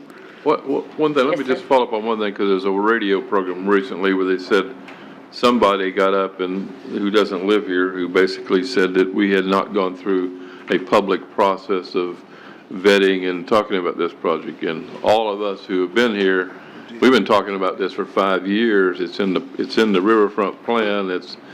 We've talked with the DDA. We've had public visioning sessions when we did visioning. So it's not like it's something that just happened. Whoever was making those assertions really weren't fully informed as to really what the planning process has been and the visioning with the community at the same time. But that doesn't mean we stop. We continue. And actually, I have one more question. Where are we with MMB? We did our first go through, and from that conversation, we didn't get too much information back. Are we going to go back in again and speak again to people specifically on what they'd like to see there? Is that our plan at this point, and do we have a date for that? What do you mean, as far as the plan Yes, itself? exactly. The plan is pretty much, we've already done most of that. I think as you heard me today, there were some changes that suggested that will occur as a result of those meetings.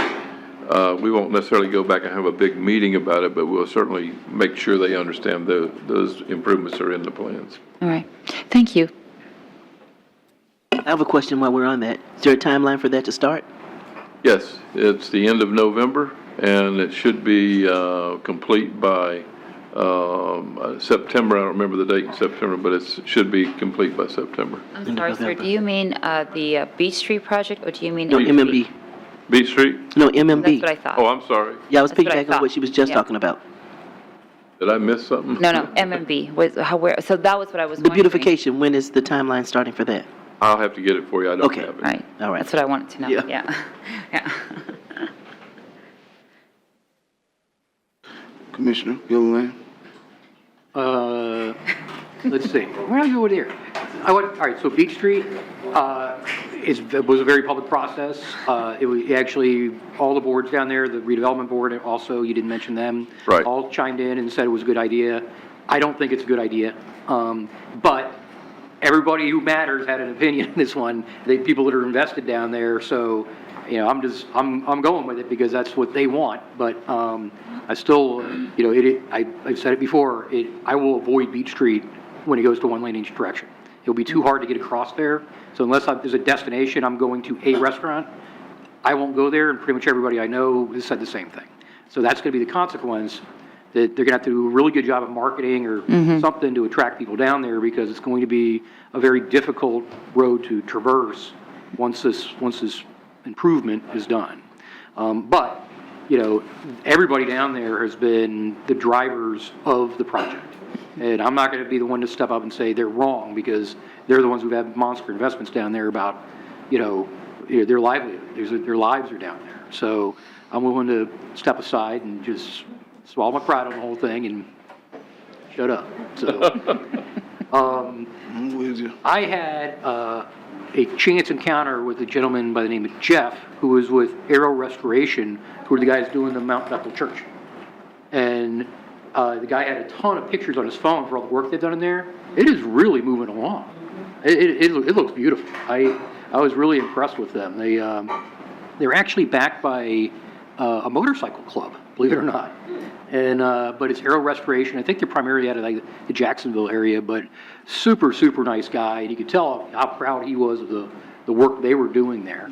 So, Commissioner Reed, I know you were a big driver in making sure that you know, this important historical asset in our community didn't get forgotten, and clearly it didn't. And I don't know how we got from your comments to where we are today, but it is, you know, I could not have been more impressed with, you know, the gentleman himself and the work that they're doing, the pride that, you know, they have in getting that work done.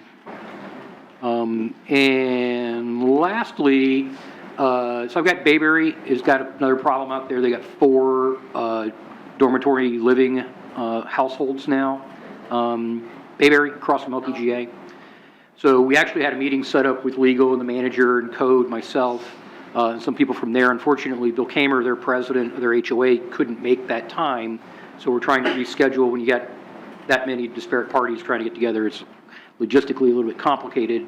In speaking with Captain Lee, they provided 4 addresses. 3 of those actually have open code files right now for dormitory living, which are being worked. They added the 4th one to that list as well. But I have a feeling that this is going to be one of those, we don't have any good news to tell these folks when we get into what it takes to crack down on dormitory living. So, you know, we're going to, I don't know if there's somebody out there doing a better job of this than we are. You know, we've had problems in Pelican Bay with this as well, where we've been able to, you know, kind of squeeze them out because of they can't get the barcodes to get through the gates. You know, or they mistakenly turned in a copy of their lease to the HOA to get 5 barcodes. Well, it's got 5 names on it that aren't related, so you're out.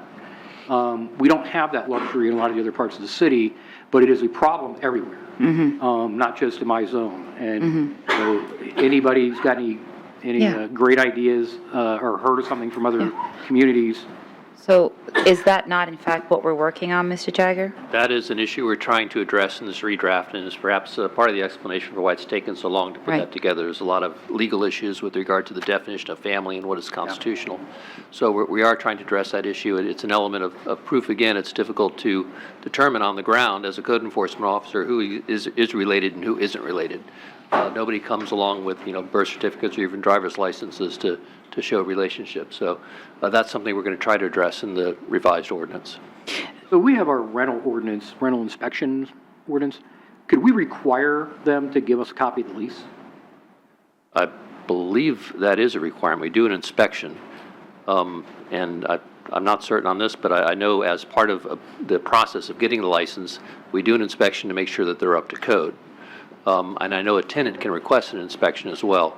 I'm not sure if the lease is part of the licensing requirement or not. I can let you know on that. If you could, because that might be a way that if we've got that and we can give it to code, they can almost do a spot inspection and do, they got a list of people who are supposed to be living there, and if they find more people than that, we might be able to go somewhere with that. But, it's a challenge. I mean, for as long as I've been on the commission, we've had a very difficult time trying to demonstrate when we have people that are, that are more than two unrelated people living in a household. But it's the biggest hardship comes from the cars. And in Bayberry, the roads are so narrow, you get people parking on either side of the street. You surely cannot get a fire truck down that street, and just getting a car down the middle is difficult as it is. And the police department and code have done a lot. They've had some successes over in Grand Champion recently with some stepped up enforcement they've got over there. But we need to figure out if we get some better tools we can provide to them to try and stop this, because it is as bad as short-term rentals, to be totally frank. So. And I know code does look at the parking issue. We do have parking restrictions. People are only allowed to park in designated parking areas such as driveways, and they will issue citations if people are parking in the grass. Obviously, there are parking tickets for those that are parking illegally in the roadway. So that is one mechanism to address the dorm living issue. And we've worked with this actually in Bayberry. And the enforcement mechanism is you got to be 8 feet from the center line. Well, they don't have the road striped out there, so you can't measure 8 feet from the center line. Only if you get into a situation where you got cars on either side of the road and you can't get through, do they, I'm not even sure what they were doing. They might have ticketed both cars, but they don't know which one got there second, so they can't exactly say, oh, well, this is the guy that narrowed the road to less than 16 feet, so we got to give him the ticket, not the other guy. But it's, that we put them in a difficult situation, but I think there might be something, if we're getting copies of the leases through the rental inspection program, that we might be able to kind of, backdoor our way into finding out which rentals have more than two unrelated people living in them. It might give us something else we can use as an inspection mechanism as we, as code is out there trying to make these determinations. I'll be glad to send a memo to the commission on the rental license application process. The problem I have with that in my neighborhood is code gets off in the daytime. I don't know if we have a nighttime rotating code person, but I have a couple of families whose homes are right next to each other. They were even renting out sheds, storage sheds, to students. And the young man, when I finally caught up with him, he said he couldn't keep company there. They had restrictions on him having overnight company, and he had to leave one shed to go take a shower. And I said, what is this? And then at night, there are like 6 cars in front of their homes parked in different directions, not even going in the same direction of the flow of traffic. So being able to catch that in the evening because no one's there during the day. But the neighborhood knows that's what's going on. So do we permit cars as they do on Beachside? I'm just curious. On Beachside, we have little permits. I guess there are permitted areas for parking. Do we do that in, I know, say where I live, you have to have a sticker on your car. Should you're supposed to. Yeah. Right. I don't think there's any of that west of US 1. We could look at doing that. That would be maybe a mechanism. I don't know. It's something to consider, though. And Mr. Jagger, just so everybody knows, how long have we been working on this? How long since we started this process? For how many months have we been in it right now? On the dorm living issue? Yeah. It's been several months that we've been So we've been going at this for quite a few months now. We've done a survey nationally as to how other jurisdictions are handling this issue. There's quite a lot of case law which restricts our ability to define a family in certain ways. We've got to treat all different groups equally. So our code doesn't limit the size of a family which can live together, but it does limit the size of unrelated folks that can live together. So there are embedded in that a lot of constitutional issues that we're trying to address in this draft that we'll be presenting. So go ahead. Well, I was going to say, I think what has made this so cumbersome for us is because we're a college town. And people have been renting their homes, and they rent them by the bedroom. So then you have several people in one house that are not related who are just trying to go to school, and someone is just taking advantage of renting their home. Well, I mean, someone was telling me in Gainesville now they're building, $1 million, student housing, where it's, I mean, the cost of housing is absurd in Gainesville. I mean, that's the side effect. Where we are. They're doing it here. We have that here, Eagle Point, whatever it goes, that's the student housing, they actually rent the room. They rent, if it's a 3-bedroom apartment, they all have 3 people renting those apartments. They did that in Tallahassee. Yeah, Michael was in one of those. Living house situation, because I know that kind of part and parcel with that. I mean, and this is probably not a popular view, but given what's going on, nationwide with the drug problems and how difficult it is to find an affordable place to rent, and then given that people who have drug problems are in and out of jail, have all these other issues, I have a lot of clients who do benefit from the sober living house structure. It does provide them, a means to help kind of get back on their feet. And I also see it as a way for people to come up with the cash needed to revitalize some of these old properties, like the Peter Lee's property on Ridgewood down from the J Store was bought by a sober living facility. So now there's some cash flow that they can use to improve the premises. One way of thinking about it might be to, rather than curtail that, just require them to, if they are going to do that kind of thing, then, just legitimize it, but tax it, bring it up to a standard that's better, and then we'll have, I mean, if people can make a viable business out of it, I would love to see a property like Peter Lee's on Ridgewood that's pretty much, it's dilapidated and worn down. I don't know how it passes any kind of inspection, but it must. It's got probably 20 to 40 people living inside of it. I mean, it's crazy. But the people that own that are making money hand over fist, and we could certainly, rather than just banning it entirely and fighting their battle, can we not just require them to invest more of that money back in the property so it's still financially viable, but it turns what's an eyesore into a positive thing? I mean, is there not instead of everything being a stick, is there not a carrot type approach that we can, at least consider? Because, I mean, cities like Delray Beach that have a huge recovery community and have they must have solutions like that, and they're a thriving city by most standards. So I'm just wondering if there's, as opposed to everything being the stick, is there a carrot type approach? Because I think these type of houses, they do fill a need in our community, and it's a pretty dire need, and people that are struggling need to have a place to go. The number of beds and places that are available for people who want treatment are a fraction of what the need is, and if you're not in jail awaiting a court-ordered drug treatment, it's very, very difficult to get into a facility. So, and we all know, we just joined into a lawsuit because of the opioid epidemic and all of that. So on the one hand, we're going after the manufacturers of these drugs, but on the other hand, we also recognize the devastation they've done to our community. I feel like these houses fill some kind of need. I mean, some of them probably are predatory. Some of them probably do take advantage of the people that live there.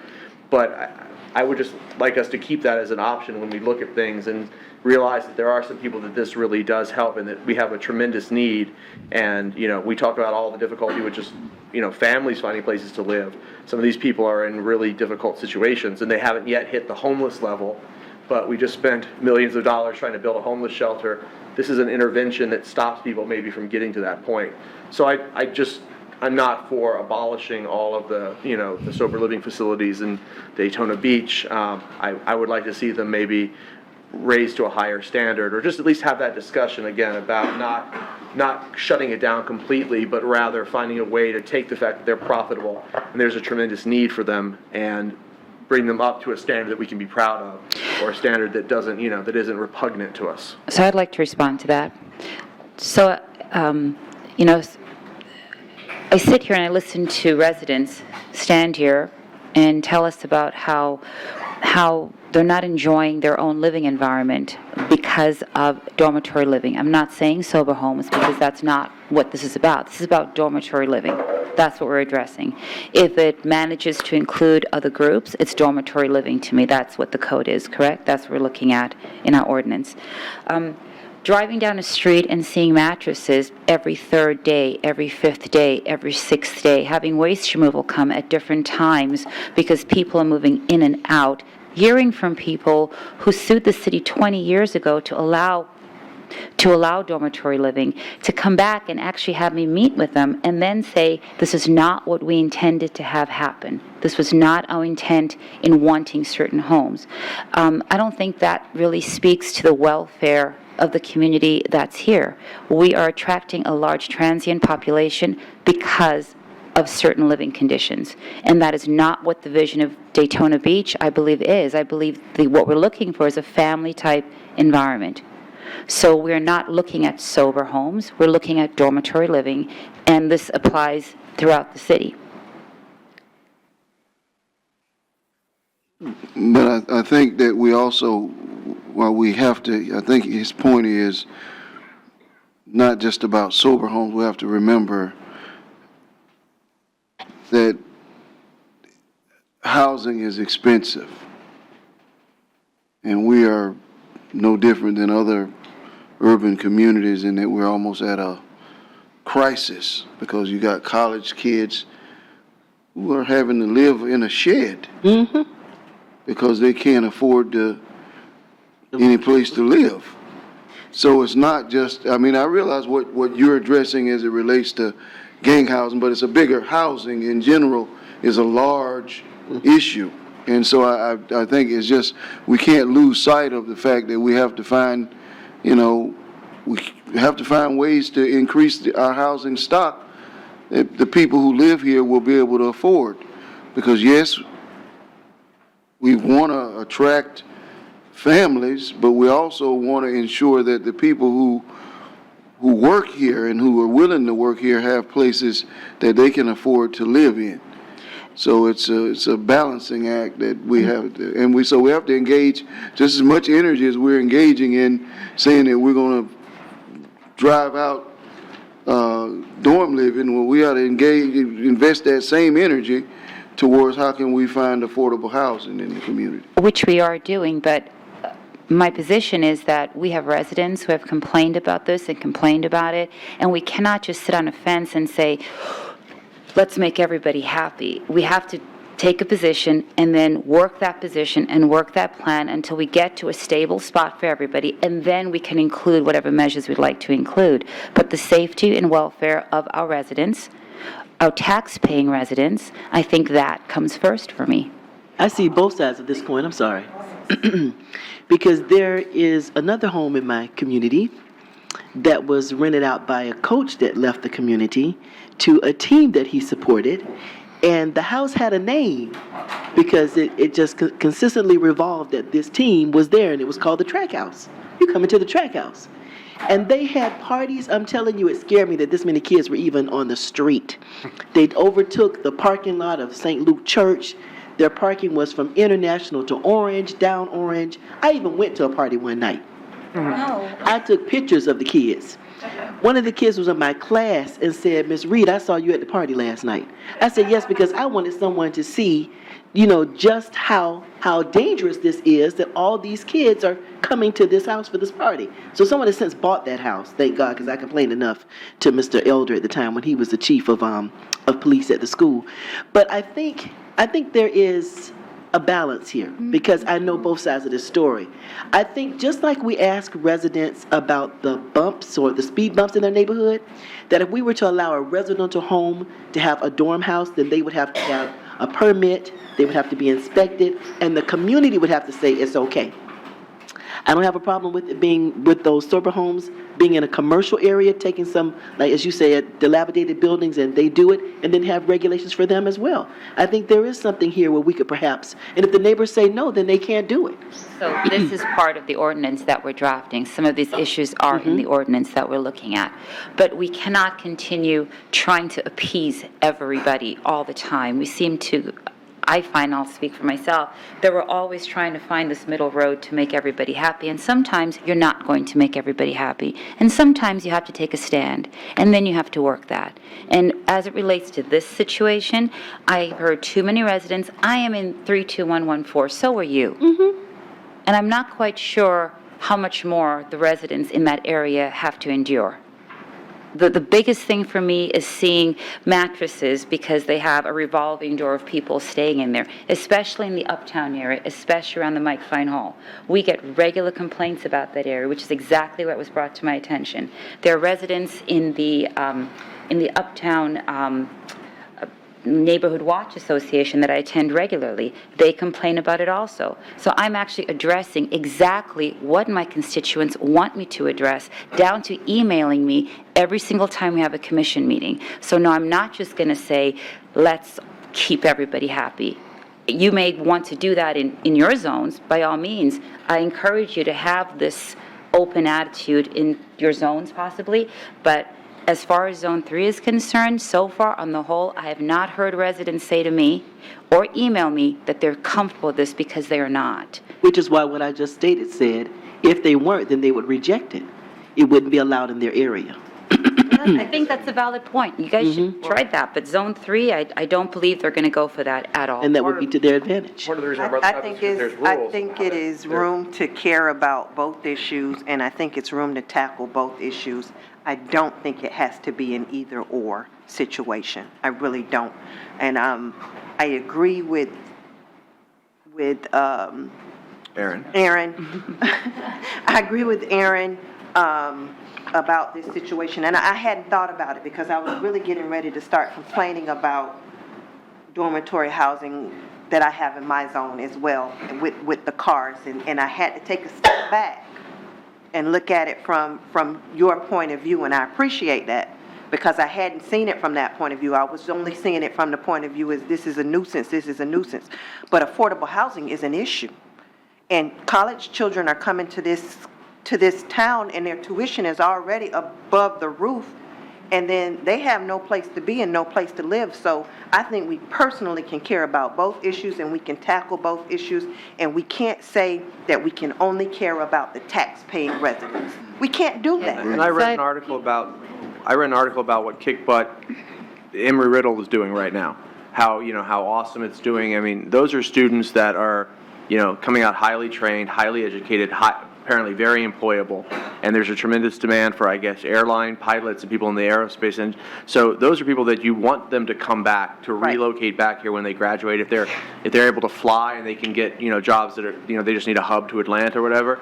Those are great kind of jobs, and those are high-tech jobs. So, I mean, yeah, you definitely don't want to run them off as a student where they don't feel welcome. And the reason I brought up, I'm not championing sober homes per se. I'm also, though, aware that there are legal issues about some of those things, and I think that the sober living homes get away with, or they avail themselves of certain protections because I think they treat a medical or the alcoholism is recognized as a disability, or there's legal reasons that we may not be able to enforce all of the rules that we want. And so that's why I was thinking in those areas where we can't, regulate our way to what we want, if we can incentivize people the way we want, that might be a different solution. That's why I brought it up. But yeah, I didn't mean to interrupt. Go ahead, Senator. I don't believe that we can say to students who come here, because you're not a taxpayer, we got to put you on the back burner. We got to care a little bit less about you. I think that we have to say to them, come on over here, let us embrace you, and hopefully, like you said, you'll decide to stay and you'll become a homeowner and a taxpayer here in this community. We want to entice them to be here. We want them to be here, but we don't want them to feel like these are the only people that we care about. I only care about this certain group of people. I don't think any of us should feel that way. I'm going to recognize the manager, let him say a word. Thank you, Mr. Mayor. It's a great discussion, and you all have identified really several different things. First, dorm living, sober homes, and then affordable housing. That's really what you're talking about in most cases. And the truth of it is we have that going on already in many cases. We do have apartments that they do fit that niche about affordable housing. We have, unfortunately, we have dorm living, and we got sober homes. So I think what we've got to do as a staff, try to find some solutions to how we can treat those issues and solve some of these problems for the neighborhoods as well as for the people that are less able to afford, a house by themselves. And it's going to be, the legal has to be really involved in this, because you can't discriminate in this process. There's laws on housing and what you can do it. So, we can talk about how we'd like to see it, and we all do have ideas about ways we can make this happen. But in the end, it's got to pass the legal test and the public test too, is once we get into it. So I would suggest, if it's okay, that we'll continue to work with the legal staff and planning staff and the code staff on solutions as it relates to each of those issues, and then come back and we can report on what we found and what we would recommend. But we can talk a lot tonight, but you can't really solve it right now. I can tell you that. I hear what you're saying. I don't differentiate between people who own property. Me either. That are paying property tax, which is the main source of tax revenue, versus people who are just renters. And I say just, I don't mean that in any way to be condescending. I was a renter for many, many years. Many times I wish I was still just a renter. And there are a ton, I don't know what percentage of the people that live in Zone 2 are renters. I guarantee almost every one of them has been a renter at some point. So that doesn't make them less, less involved or less worthy of our consideration. By any means, I don't think you're suggesting that. But to me, a resident is someone who lives in the area, whether they pay rent or not. And I would try to make as many people happy as possible. That's what I want to try to do. But my main point in bringing this up is that we have to realize how difficult it is to find affordable living. And I just wanted to kind of couch this in the terms of, the one end, we're talking about building a homeless shelter, and we're talking about, so I've heard you talk about Soldier One. You seem to be a fan of that program. Those kinds of things are just not even a hop, skip, or a jump away from the affordable housing issue that we have, because many people are very, very, very close to being homeless. And so, I think we have to kind of talk about all of that, and, our definitions and things need to take into account the fact that many of our residents are, a paycheck away or one bad event away from being homeless. So, it's a continuum that has homelessness at one end, and then the affordable housing situation encompasses, a huge part of that spectrum. So we have to be very creative as a city in finding ways to house everyone, house as many people as we can in as decent conditions as humanly possible. And I think that's the challenge, is not to leave anybody out in the cold. And so I think that's why we have to be so careful in drafting this ordinance. Not only because there are people who are going to try to push their limits and try to take advantage of the law, but also because there are some worthy protections in there. Sure. So there are two groups that are being abused right now from me looking into this. One group are the residents and their welfare, their safety, the environment they're living in, and the quality of life.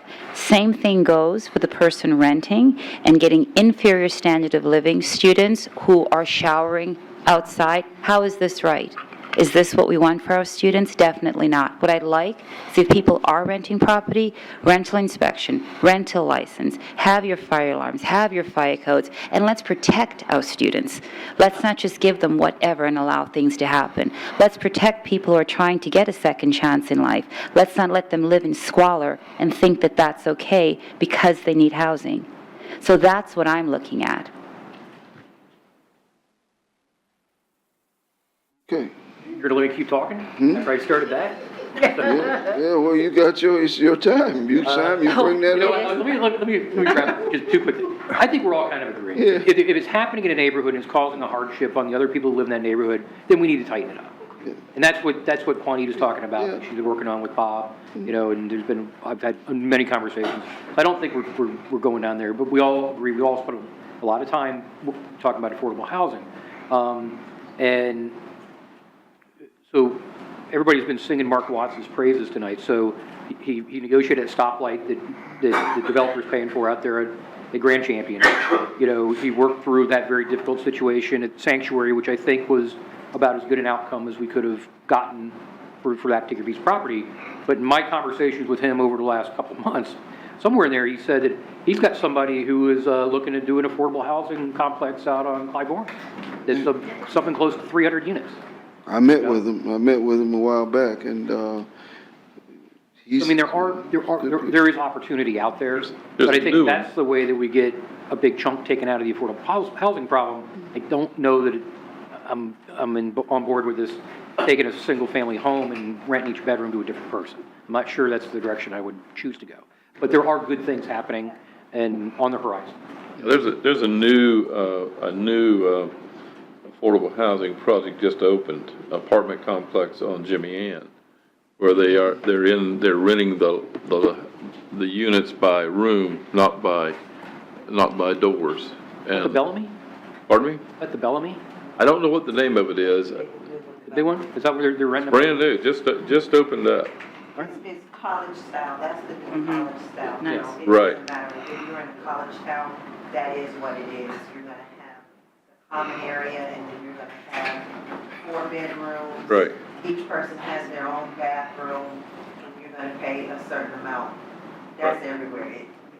I don't know any college towns that that's not happening right now. What does that go for, price-wise? Huh? What does that go for? For door, how much They're is it? very high. Oh.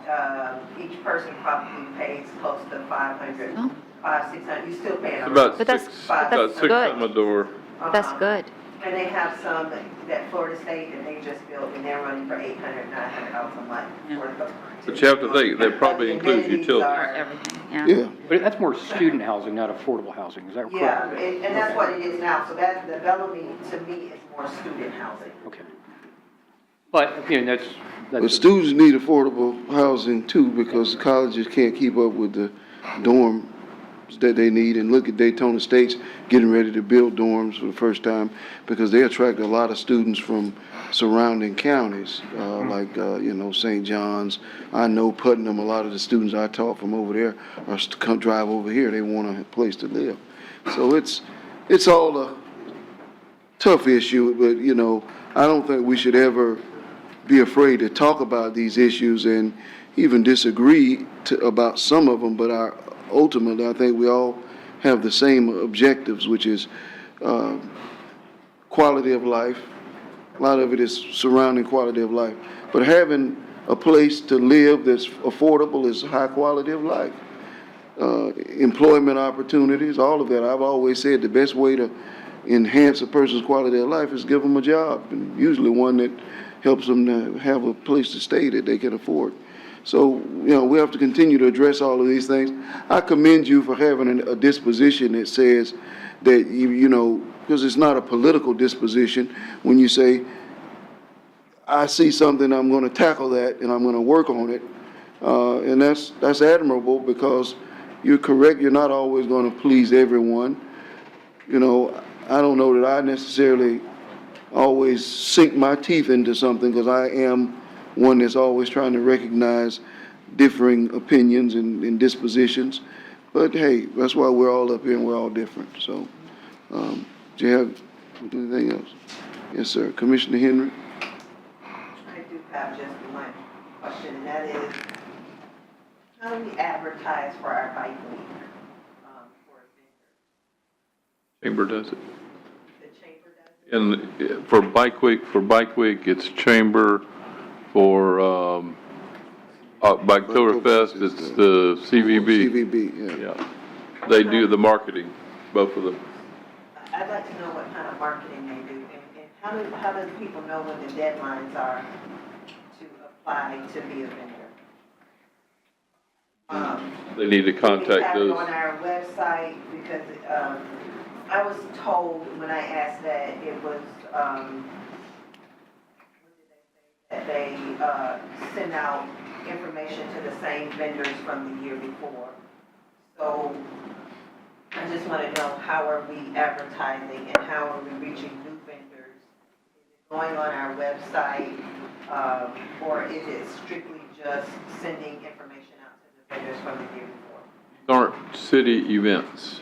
They're events of the chamber and events of the CVB.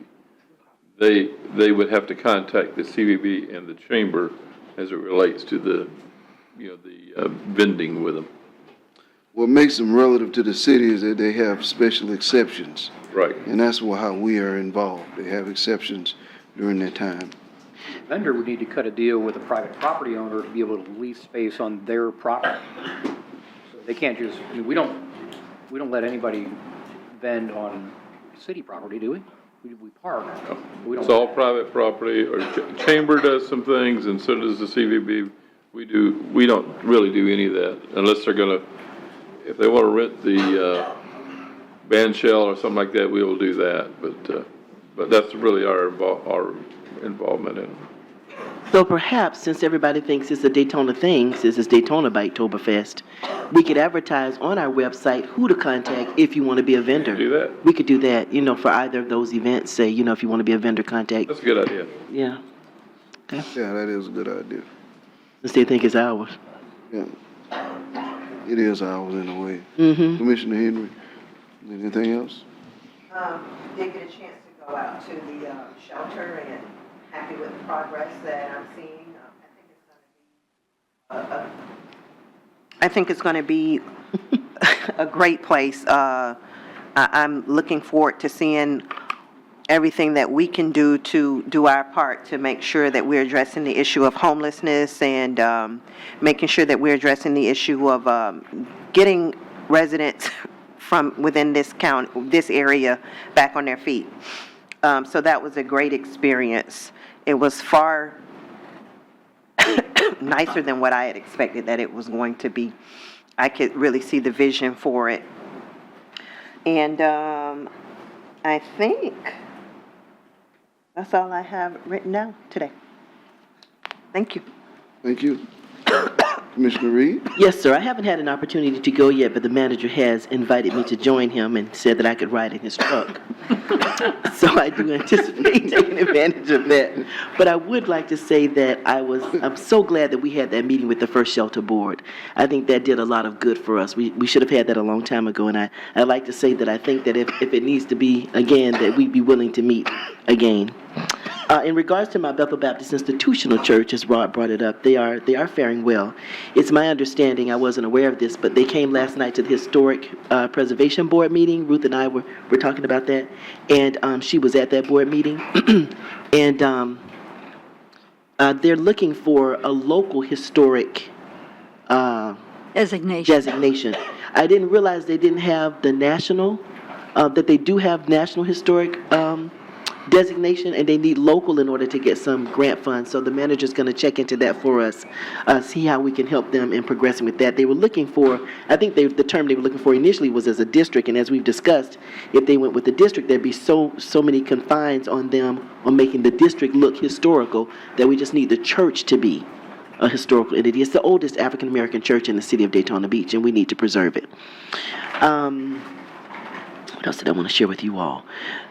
You all received your gifts from the Florida League of Cities, your metal straws. Ruth, I didn't give you one because you accompanied me to that conference. We were there. It should have been in your bag. It was your gift at the Florida League of Cities. It was in your gift bag, the metal straws. See what the mayor has? I thought you'd... He's giving Gilliland his... The block party. Giving Delgado his bag. Yeah. She went to the block party. Yeah, that was the gift that came in our Florida League of Cities bag. This was one of the best Florida League of Cities conferences I've gone to. There were two things that really struck me. One, This is for drinking water? yeah, you got to pull it apart. It's like a telescope. Looks like something else. There you go. Oh my goodness. We're a progressive city, but And then up here. at the top where you would drink, there's a little cleaner. Pull the little cleaner out. Little brush to keep it clean. Yeah, isn't that cute? Oh yeah, this is real cute. And then you just put a hole in the bottle, right? Thank you, Paul. Yep. Yeah. When they were putting my my league conference bag together, I said, "May I have more? I have 6 commissioners and a mayor. I need more of those straws because we've been talking about straws, and Delgado, you've been the main one talking about straws. If I might add, the hotel we were staying in, they had paper straws And so we drank from paper straws, when we had our luncheons, but that was the gift that the league gave us. The two things that I wanted to bring back was, I knew that the census was important, but I didn't know how important the census was to a community. The monies that are generated based on the numbers that we tell, that we report. So I really want us to have a nice census campaign to encourage our citizens to participate. We actually saw the form. The regional representative for the census in our area, she represented 5 states, was there with the actual form. Some of the new things that are coming out is they're not knocking on doors. You can fill out the form on the internet, and if you don't have the internet, you can make a phone call and give your answers over the phone. So they're trying to make it as friendly as possible. They broke down questions. If you didn't know how to answer who was in your home, they got everything from, is it your grandmother, your grandfather, your stepson, your adopted son, your sister-in-law, brother-in-law, so that you can really report up until that date, which I believe is April 1st, whom is in your home to count those numbers. But she did tell us now, if you're pregnant and the baby doesn't come to April 2nd, you can't count that baby. It's everybody that's in the house before the deadline. So it was a very entertaining but yet intriguing and interesting presentation. So we really, really want to do something to tell our citizens to please, please report. Then the other thing that I think that we should consider and adopt, our national president of the National League of Cities gave a keynote speech, and what her platform is Loving My City. She's asking every city to take on this I Love My City campaign, and they actually have information that they can send us where we can put our city's name in and have that as a logo. And we talk about loving Daytona all the time. I think that would help perhaps raise our spirits of our citizens if we have a Love My City campaign. So I'm going to share that stuff with staff. Yes, you're about to ask a question. I see the face. The CVB has a campaign, correct? That's actually their campaign. It's hashtag I Love Daytona Beach. Yes. They actually have that, and they have stickers and different paraphernalia that goes with it. Okay. Good. So we'll see how that can be perhaps Used. It's good. used together. Yeah, I love my city, love Daytona Beach. We might have a dual campaign. Hey. All right. I think that was it. I really wanted to say I really enjoyed this conference. There were a lot of good things that were shared, information that I'll be able to share with you later. And again, I hope you enjoy your gifts. That completes my my report. Thank you. Commissioner Traeger? She's talking about the census. My middle daughter was born March 31st at 6 p.m., 1960. So she just got counted when she was a few hours old. Anyhow, I had a call from a constituent. He was talking about the dock at Bethune Point that was kind of upended or something at the Hurricane Irma, and we passed something last meeting about getting it started. Do we have to put that out for bids, or what happens next? Yes, we probably will. Okay. He was a little bit concerned about how long it would take, because he said the other docks are extremely busy, because this was at one time one of the major ones. Is there any information I can tell him? Yeah, I'll get you some information on the timing and schedule for that. Thank you very much. Yes, ma'am. And like Paula, the League of Cities was an extremely informative convention. Good. Sorry, I couldn't go. Yes, sir. Thank you, Mr. Mayor. I agree with Commissioner Reed. I thought it was a surprisingly positive meeting that we had with the First Step Shelter. I was expecting, after all the back and forth in the newspaper, I was expecting to be like the British House of Commons or something. I still kind of struggle with the whole, as I said there, like the illusion that we're two separate entities, and it's kind of a schizophrenic relationship with the lease and all of that kind of stuff. But I went to the shelter site with Mr. Chisholm, was it Tuesday? Yeah, Tuesday. And it's coming along great. So I was pleased to see that. There was discussion at the meeting about the kitchen and what was included or whatever. Mr. Chisholm, do you want to kind of, you guys talked about it already, right? Okay. So I'm glad to see that was kind of resolved favorably. All that's going along great. I'm really excited. I think we'll be open in October, so that's great. I commend you for the 4-hour Herculean meetings that you guys go through. So thank you for doing that.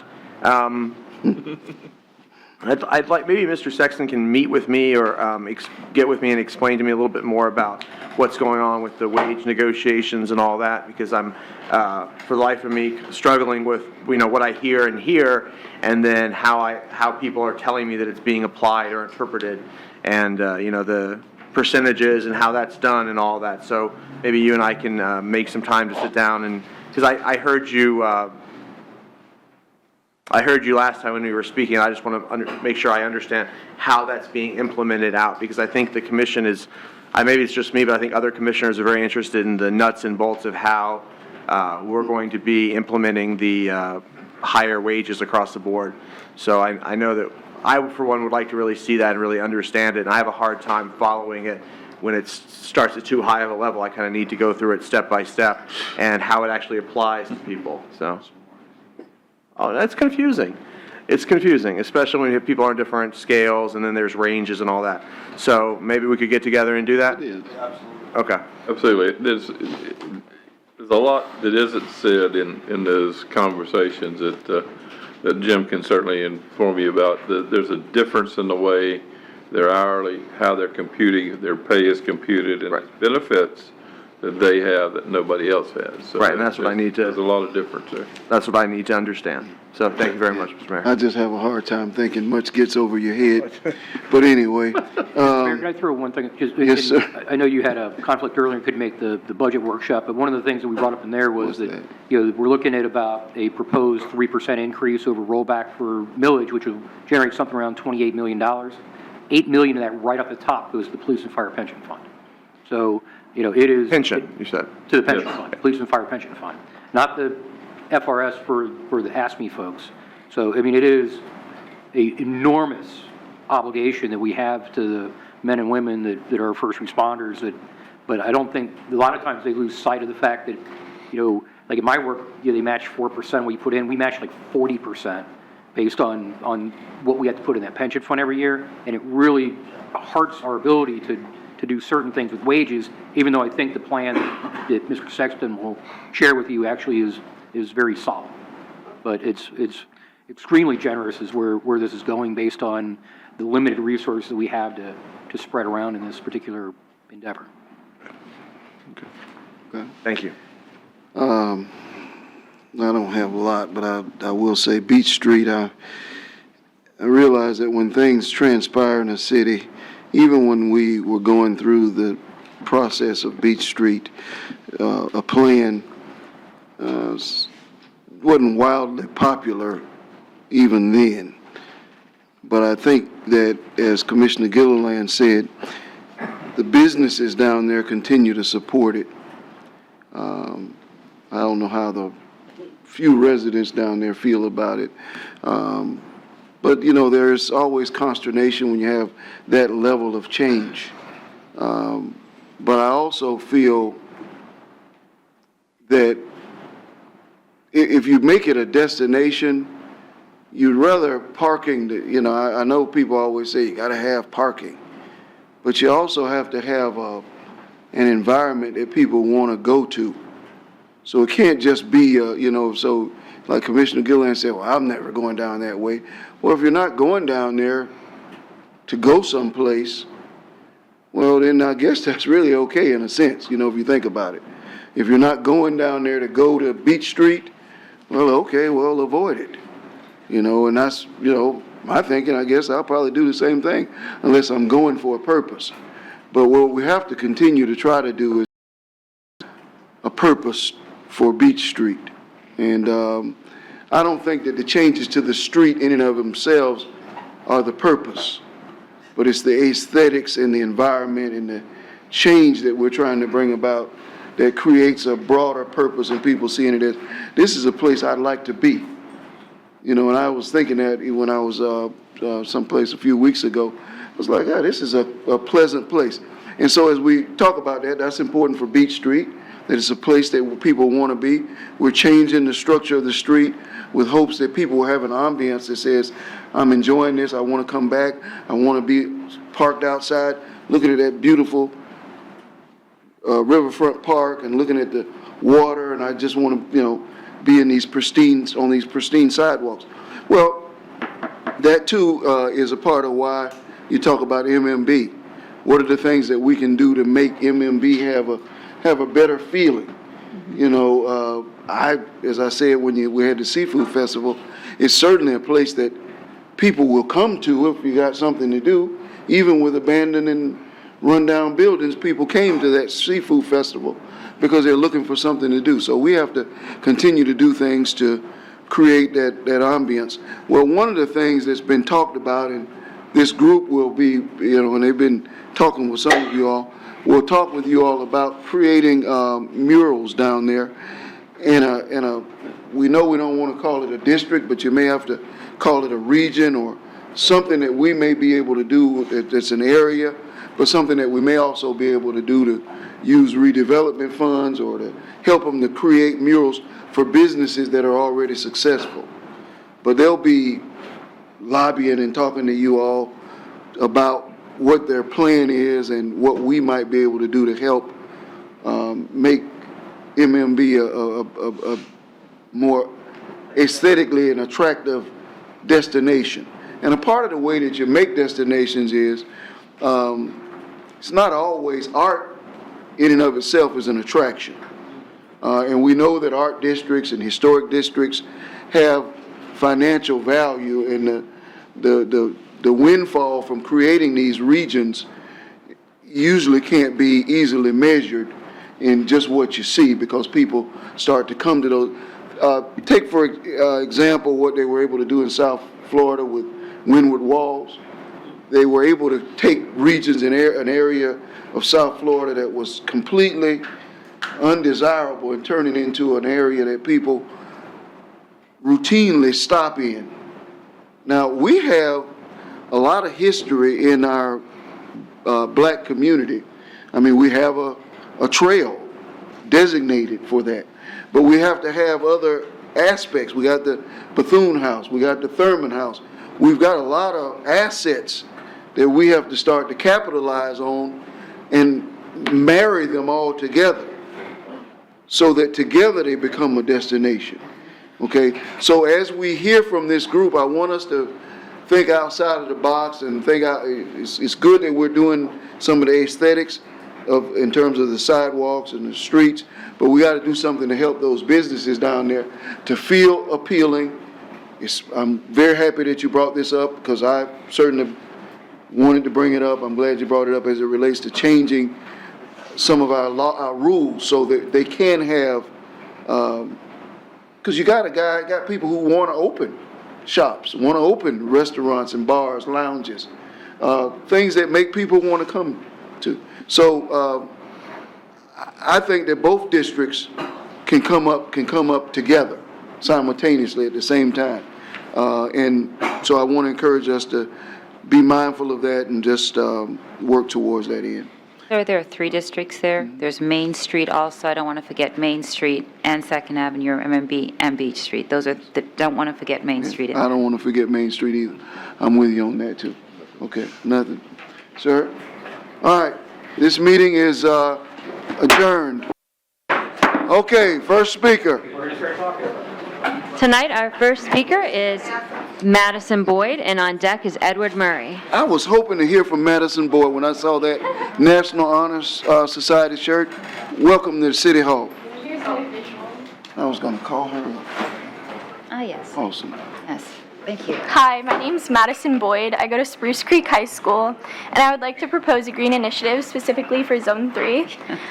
In Daytona Beach, we have a bit of a litter problem, and that's from cigarette butts all the way to larger pieces of waste. And I believe implementing the Fill-A-Bucket station will help us evade this issue. So the Fill-A-Bag is essentially a wooden post with 5 pegs with 5-gallon buckets. And all one has to do is take the bucket from the contraption and go on their stroll on Beach Street or our famous Daytona Beach. And then they subsequently dump the trash and then put it back on the contraption for the next person to use. And living within a beach community, it's vital for us to keep up on our waste management. The Fill-A-Bag station will not only help keep the city cleaner, and more aesthetically pleasing that help protect our marine life. It's an easy and convenient way to have people actively participate in our community, and cities such as Miami Beach and New Smyrna Beach have seen tremendous results. And I believe this is a necessary step we must take to help sustain our environment for future generations. Thank you. Let us ask you some questions. Do you already have a construct for what would be built? Yes. Okay. They're actually free of installation. The Fill a Bag organization, they're based in Miami, and they'll come and give your city however many you want. Okay. And so we don't have to pay any money? Nope.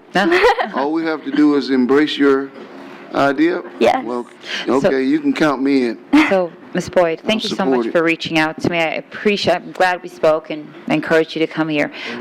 My question is, would you be involved in this project yourself? Would you be willing to help us if we did this? Yes, of course. What about some of your student friends? Yes, a lot of my other friends and I were very involved in our community, whether it's NHS or other clubs at school, and we do beach cleanups quite often.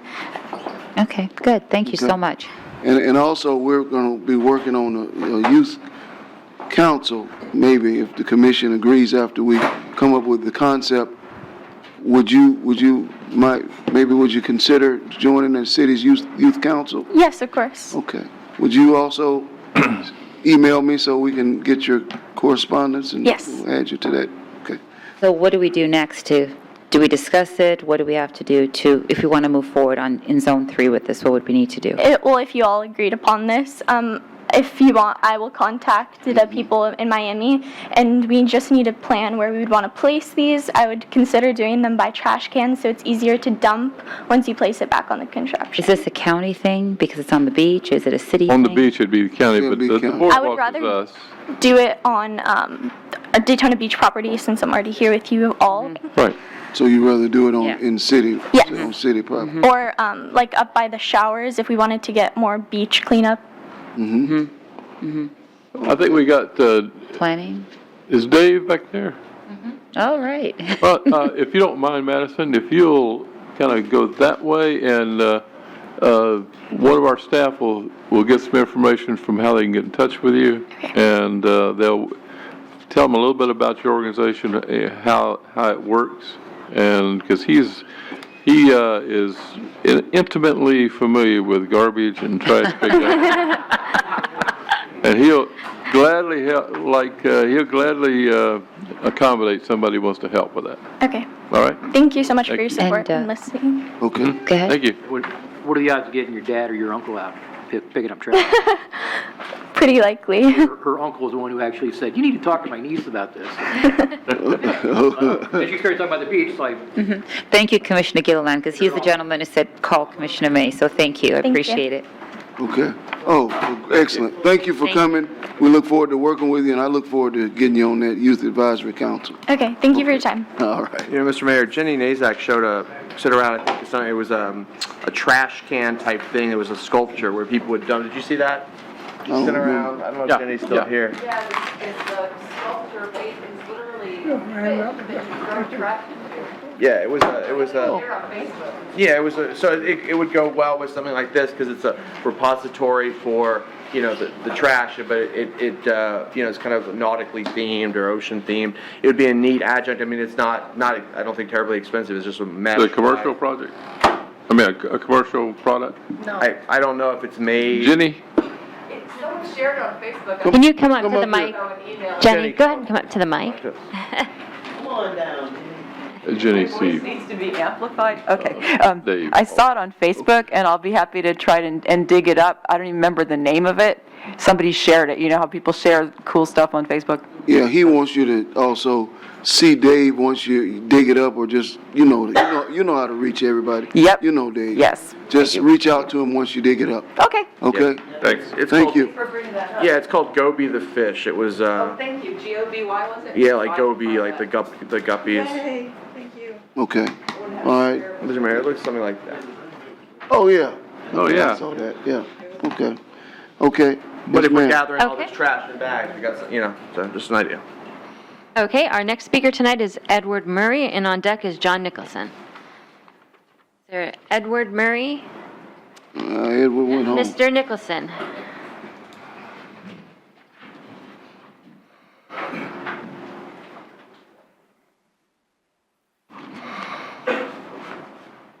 John Nicholson, 413 North Cranberry Avenue. One, on your reference to the number of people per unit, realize that you can have a family. I have a neighbor, or had a neighbor, 17 kids and 2 parents in a 3-bedroom is okay, but 2 students in a 4-bedroom is not.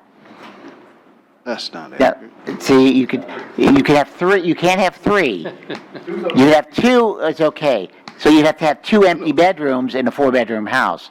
So when you're looking at this, is there some way of bedrooms versus number of people? Because it's to me, it's a waste. I have 10 bedrooms in my house for 1. So it's a waste not using them. So we have to look at either size of the property or whatever. We can't limit it to just 2 people per property. Secondly, we're going to have a problem on Beach Street. I go to the library all the time for DVDs. When you go over the bridge and you make a left and you go down Beach Street to Magnolia, if 1 person sits there, you're dead. So if there's no turn lane. So if you stop that road on the right, that person can then, for 2 or 3 traffic lights, sit there and screw up everything. Lastly, the Rumba has been closed. They did a code violation thing. That was our #1 drug dealing and homeless center on Ocean Avenue. Overnight, 30 homeless vanished and the drugs vanished. Code enforcement, police came through. The police have been hitting it Ocean Avenue very hard. You rarely see a homeless person on South Ocean Avenue. They're hitting, Wyndham, Orr Street Park, right in front of Wyndham, or behind Wyndham. They're hitting that heavily. We got up to, 17 homeless sleeping there at night? They're like none this morning. The La Playa has been, not La Playa, the Mayan has been closed. The fences are up. There were 24 people on the top floor. They're planning on doing that 24 hours a day, 7 days a week, 90 people, and it'll be open by January. Knock on wood. What's the status on the Marriott Courtyard and the Spring Hill? Would really love to have that go in. I know it's been sitting there for a while. Do we know anything more about it? We're working with them. Okay, thank you. Our next speaker is Corey Hazen, and on deck is John Crockerberg. Or you gonna come up here every week?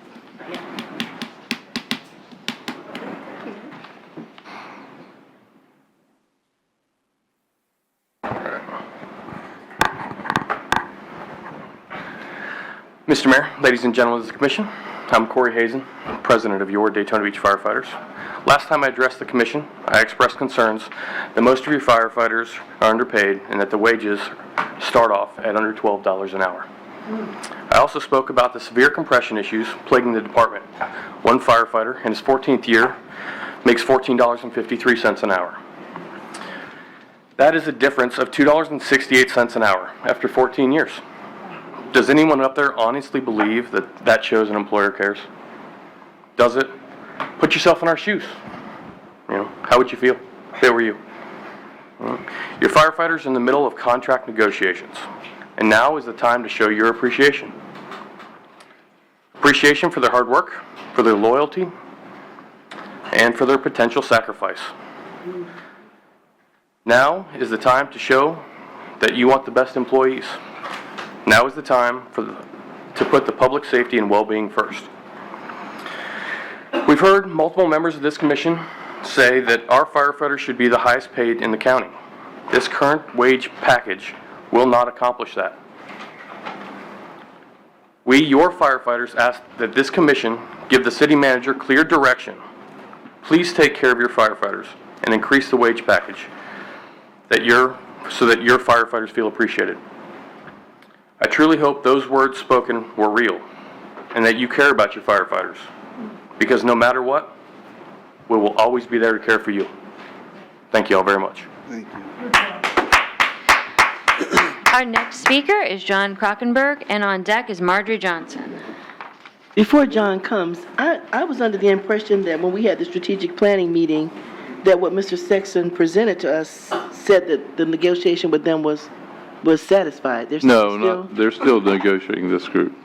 Okay, then maybe. I All need the to be- others, He didn't all say the that. He was others, talking about the other. He didn't all say the others have So we didn't tentatively we didn't agreed. have their alphabet, that was all the Ask Me and Yeah, their right. alphabet. Nope. Okay. Didn't see it. Then Mr. Sexton, I need that meeting too, to understand what's Yes, going on, I because, think it's a great idea because you're not getting the total picture that's being presented to you tonight. yeah, I need to know. And that's the reason you have negotiations with someone who deals with it all the time, because he does understand that. For the record, we said about making them the highest paid in the county, we didn't say we're all doing it all in 1 year. We said it would take a couple of years to get there. That was the understanding I had with Adam when he was the president. So I think there's just a miscommunication in the change of leadership as to what exactly it is we're trying to accomplish. I think there's, enough said. The more I say, the worse it'll get, so. Yes, sir. John Krockenberg, 86 North St. Andrews Drive in Ormond Beach. Mayor Henry and Mr. Chisholm and the commissioners and your staff, I'm pleased to be here tonight for the benefit for the benefit of Bethune-Cookman University's Business and Entrepreneurial Department on their behalf, and also creating jobs.org to announce that the Accelerate Daytona for Business Entrepreneurs is going to be launching its new season. It's going to start on September 17th, and this is the first flyer, and you all have that.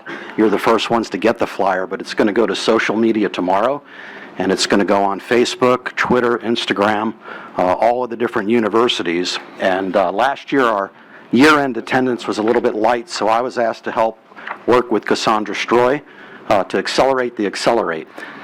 There are also some different entrepreneurial programs that are going on locally. So what we decided to do was to come up with something very unique. So we're gearing our season toward young entrepreneurs, solo entrepreneurs, and studentpreneurs. So there will be students attending from the business entrepreneurship curriculum. Also with Billingsley Hospitality, some of the students are going to be there. And then we're encouraging the city leaders to know about this, and they might be able to encourage also young entrepreneurs that could benefit from this program. The curriculum book is a new authored book by Evan Keller, who did last year's Grow book, but this is now called Start Book, and it's specifically geared toward young entrepreneurs. And also you might want to talk to business owners that might want to be looking to transition their business to a younger person, because this could be a phenomenal program for them. So all of the data is there for enrollment and how they can go about contacting and RSVPing. I'd also like to ask if you might want to consider nominating an entrepreneur or maybe even sponsoring an entrepreneur. I'm going to do that as well. You might want to come to a meeting and let the class know who you've sponsored. Would be a great thing. Not obligated to do it, but just asking about that. So we're really looking for a good season. We think we're going to have phenomenal attendance. And I just think it's so great for young entrepreneurs to have a resource like this. Most are geared toward older and more established people. I wish I had the resources and people that would mentor me in some of the businesses that I might not have made the same decisions I would have had I not had this as a resource. So appreciate everybody's time this evening, and look forward to a great season. Thank you so much. I have a couple of questions for Okay. John. So the young entrepreneurs meet on the third Tuesday. Yeah. Is the regular Accelerate going to still take place on the Thursday? No, AAEA, the African American Enterprise at DSC, is on that Thursday, and we didn't want to conflict with them. So you all were there first. I'm working with Leslie Griscom, and we're going to reciprocate referrals back and forth to people that might fit the best program. Okay. So we thought that the third Tuesday was good, and none of these dates conflict with holidays, homecoming, so it should be accessible for everyone. What's the sponsorship of a young entrepreneur? Well, what I'd say is each session is $5, and the Grow book, which is on Amazon, is about $20, so it might be about $50-some. $5 a month, 12 months. Yeah, there's 7 $68, sessions, about there's $80. 7 modules, so that's 35 and 20, so about $55. But Okay. I'm not here to put that on anyone this evening. I No, I just think just it's a wanted to know. great That idea. was my question. Yeah, I think it's a nice touch, because we've had a lot of people in the community, in the meetings I've been in, say, what is there for business owners? But Mm-hmm. there's very little for young entrepreneurs. And as you know, we've helped some of those people, Yes, and they've yes. truly expanded their business as well. So Can I that ask was a my question? purpose this evening. Yes. From your experience, sir, if it was a startup, so let's say you find 5 people from your program at the end of 7 sessions, 7 modules. As a startup, what would they need at a minimum? What would they need to Well, start? from an employee perspective, it can be a solopreneur, so it doesn't have to be somebody with employees. Sure. Any kind of startup, relatively. I mean, if it's a What would they need? What do you As- think they would need for, to begin their process? I mean, they go through this, it's they need to get the Grow Book, Okay. and we'll have them available if they don't go to Amazon. Mhm. They need to RSVP prior to each Okay. session, and then there's a $5 fee. Sure. Let's say you find your 7 people you think are just fantastic. They Right. graduate from your program. As a new startup, because hopefully they'll just go ahead and start a business Right. based on this. What would they need from the city to do that? I don't know that it would be any different than any other business startup that would be obligated for the city, or any requirements for the city. Okay. So I think that's a broad question, but I hope I've given you an I was an hoping you were adequate going to enough, give me a very specific answer. Okay, a all more right, maybe adequate next answer. time. All right. Okay, all right. Thank you, John. Thank you very Thank you, much, John. everybody. Appreciate it. Okay, appreciate it. I think we're going to be seeing a lot of him. Yes, we are. Mm-hmm. Our next speaker is Marjorie Johnson, and on deck is Kenya Griffin. Marjorie Johnson, 122 South Peach Street. I read my paper today and I saw the first step shelter board was talking about the huge amount of money that you're going to pay this Jean Bloom, $5,500 a month. And I do agree with Tremont. How do you go from volunteer to making that kind of money? We need that shelter open. Come October, I want to see those homeless people in that shelter. I'm tired of all the delays, the poor representation. These people need a place to stay. I am a person who speaks for those who cannot speak for themselves. And I always stand for justice and equality for everybody. And here at City Hall, we're not getting that. The fact that we have two persons who work for this city who bought lawsuits of over $500,000, Sonia Wiles, who charged sexual harassment and discrimination, and Thomas Huger. At the last meeting, I heard someone say, well, James Huger was an icon in this community, and he would not. Well, I'm not happy about it either, because these people came to me and complained about the racism. They came to City Hall and complained about it, and nothing was done about it. The perception is that there is racism here in this city, because these lawsuits, huge lawsuits that keep coming along, wouldn't be here if it wasn't for that. So we need to stop the lawsuits, and we need to be about the business. You are here to do the people's work, and service is a price you pay. I say that constantly for the space we occupy. And I want to thank the people at the county, because they're doing a fantastic job. Ben Johnson, who I supported, Billy Wheeler, and they have been coming to you all, and you are not working with them. You need to work with them to get things done here in the city of Daytona. And these people are always accessible. We have no accessibility. I don't, from my commissioner.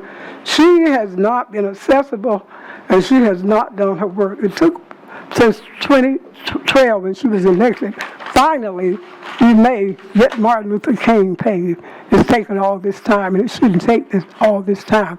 Do your work. That's what we pay. Our next speaker is Kenya Griffin, and on deck is Ann Ruby.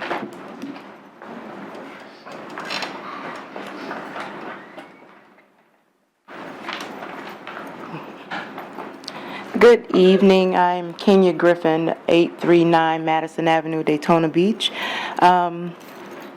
This is the second time that I have addressed this panel. About 6 months ago, I came and I asked if Sunnyland Recreation Center could be renamed to Linda K. McGee Recreation Center. Since that time, I have entertained several, I would say, unofficial conversations with few of you and other city officials, and to this date, I don't think there is no progress on my proposal. I was informed by one of the city commissioners that I talked to that the city commission voted to change the rule to only naming city property in honor of the deceased. If this is the case, the resolution that was adopted on August 21st, 2013, resolution number 13-197, is not being upheld. However, the resolution does uphold the process and the procedure in which I was trying to follow.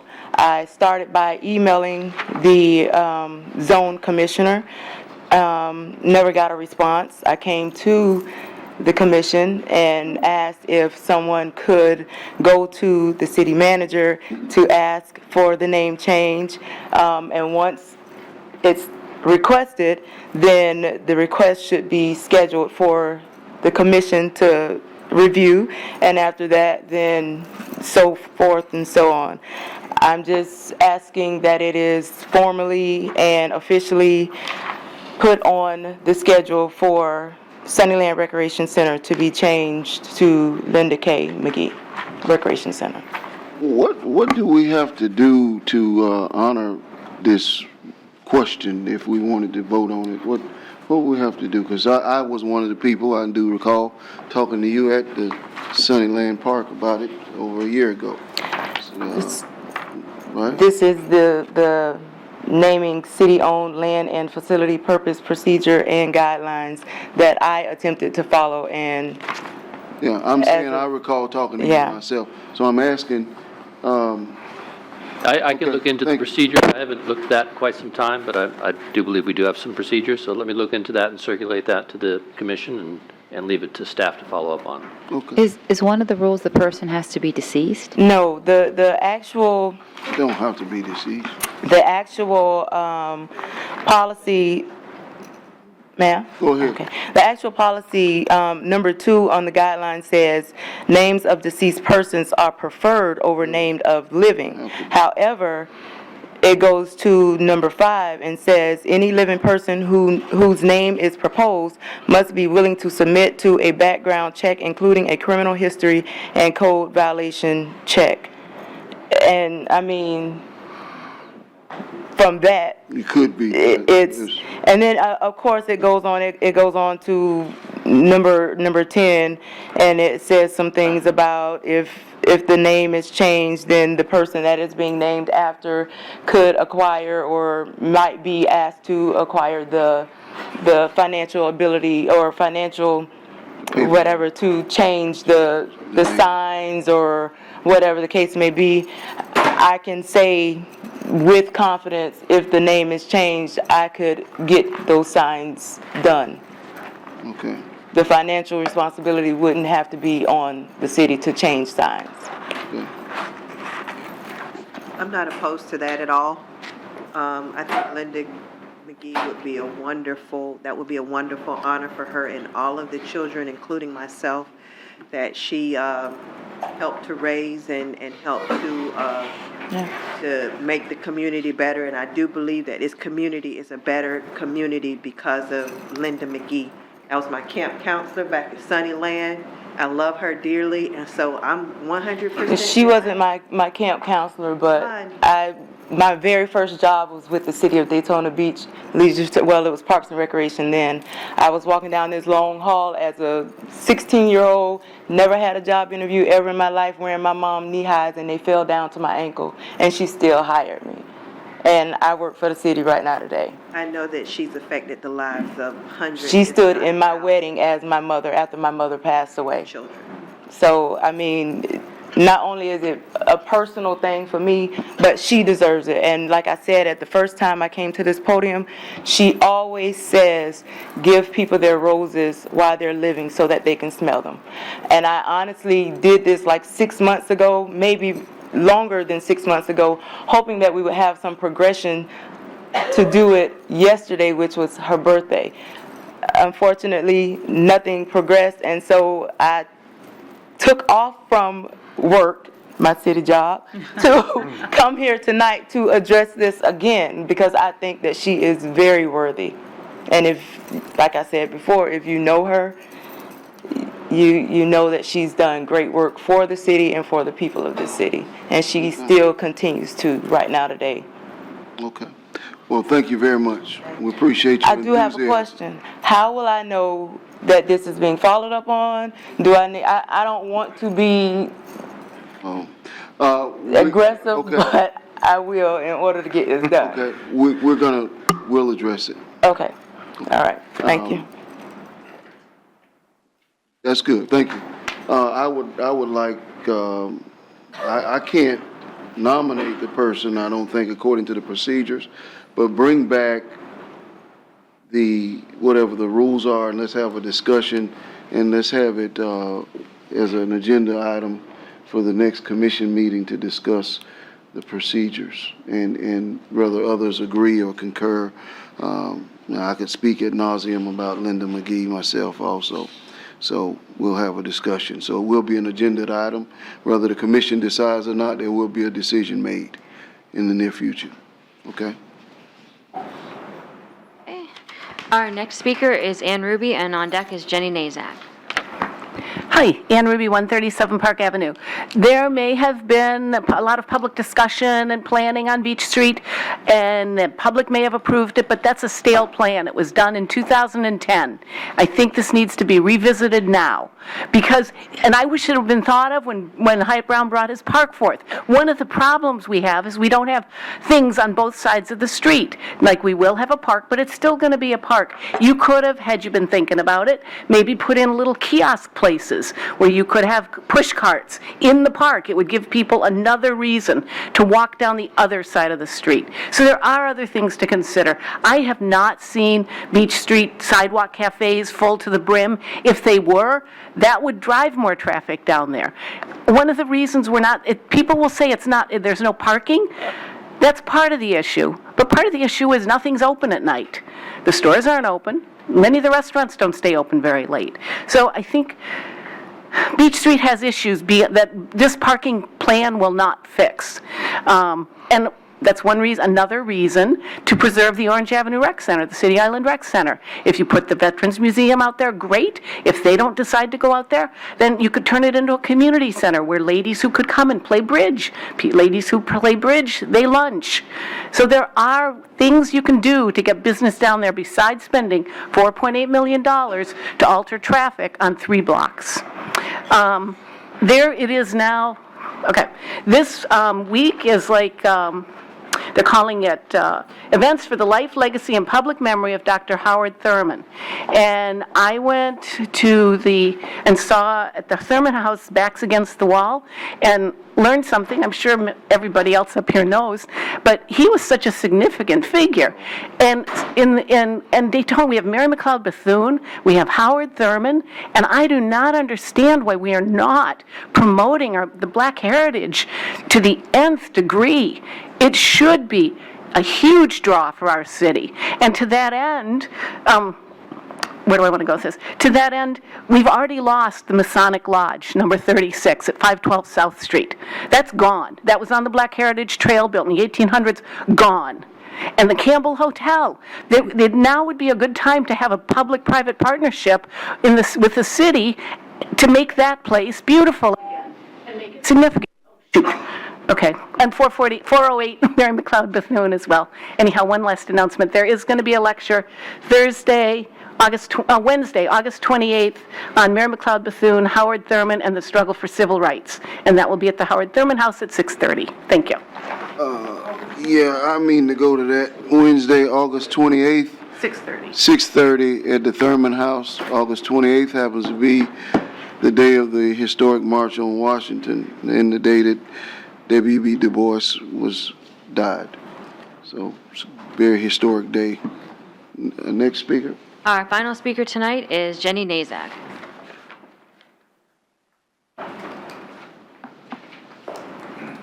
Jenny Nazak, 501 Harvey. I meant to mention in my comments about the landscaping, I was really happy to see on the plant list a number of native plants. I mean, native plants are great. They can save us massive amounts of water and also add a lot of beauty and encourage pollinators.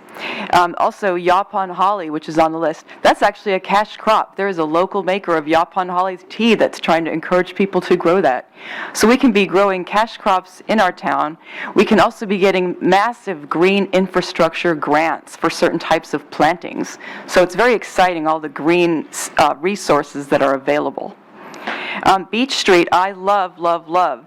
Narrow that thing and make it slow so it becomes attractive to pedestrians. And of course, drivers won't want to use it as a through route, and that's cool. They can go around. And there is lots of parking, and there's plenty of passageways between the buildings. And also with the new development, Palmetto, Ridgewood, apartments, things, there's going to be lots more pedestrians, and it's going to be great. And maybe people will just get encouraged to walk more. Also, I remember in Boston, if y'all have been to Boston and you see the Freedom Walk, the stones, there's like bricks in the sidewalk of a different color and it leads you around town.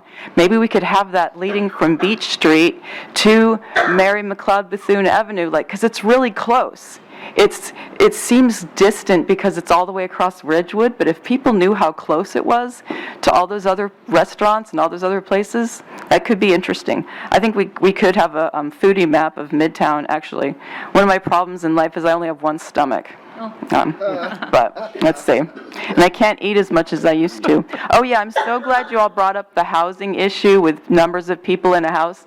I do think there's a happy medium. I think 2 unrelated people in a house is a little low. I mean, honestly, I would like to be able to have 2 housemates in my dwelling without violating the law. And yeah, I think there's something to be explored about that, and I'm glad you brought it up. I do think it's the informal market trying to address a problem that exists, and I do think it can happen. Austin and other cities are finding it helpful to allow accessory dwelling units, the little backyard cabins and little garage renovations that exist in some people's backyards already, to rent those out to students and so on. So that's all. Have a lovely evening. All right, Jenny Nazak, the world needs more people just like you. Good night.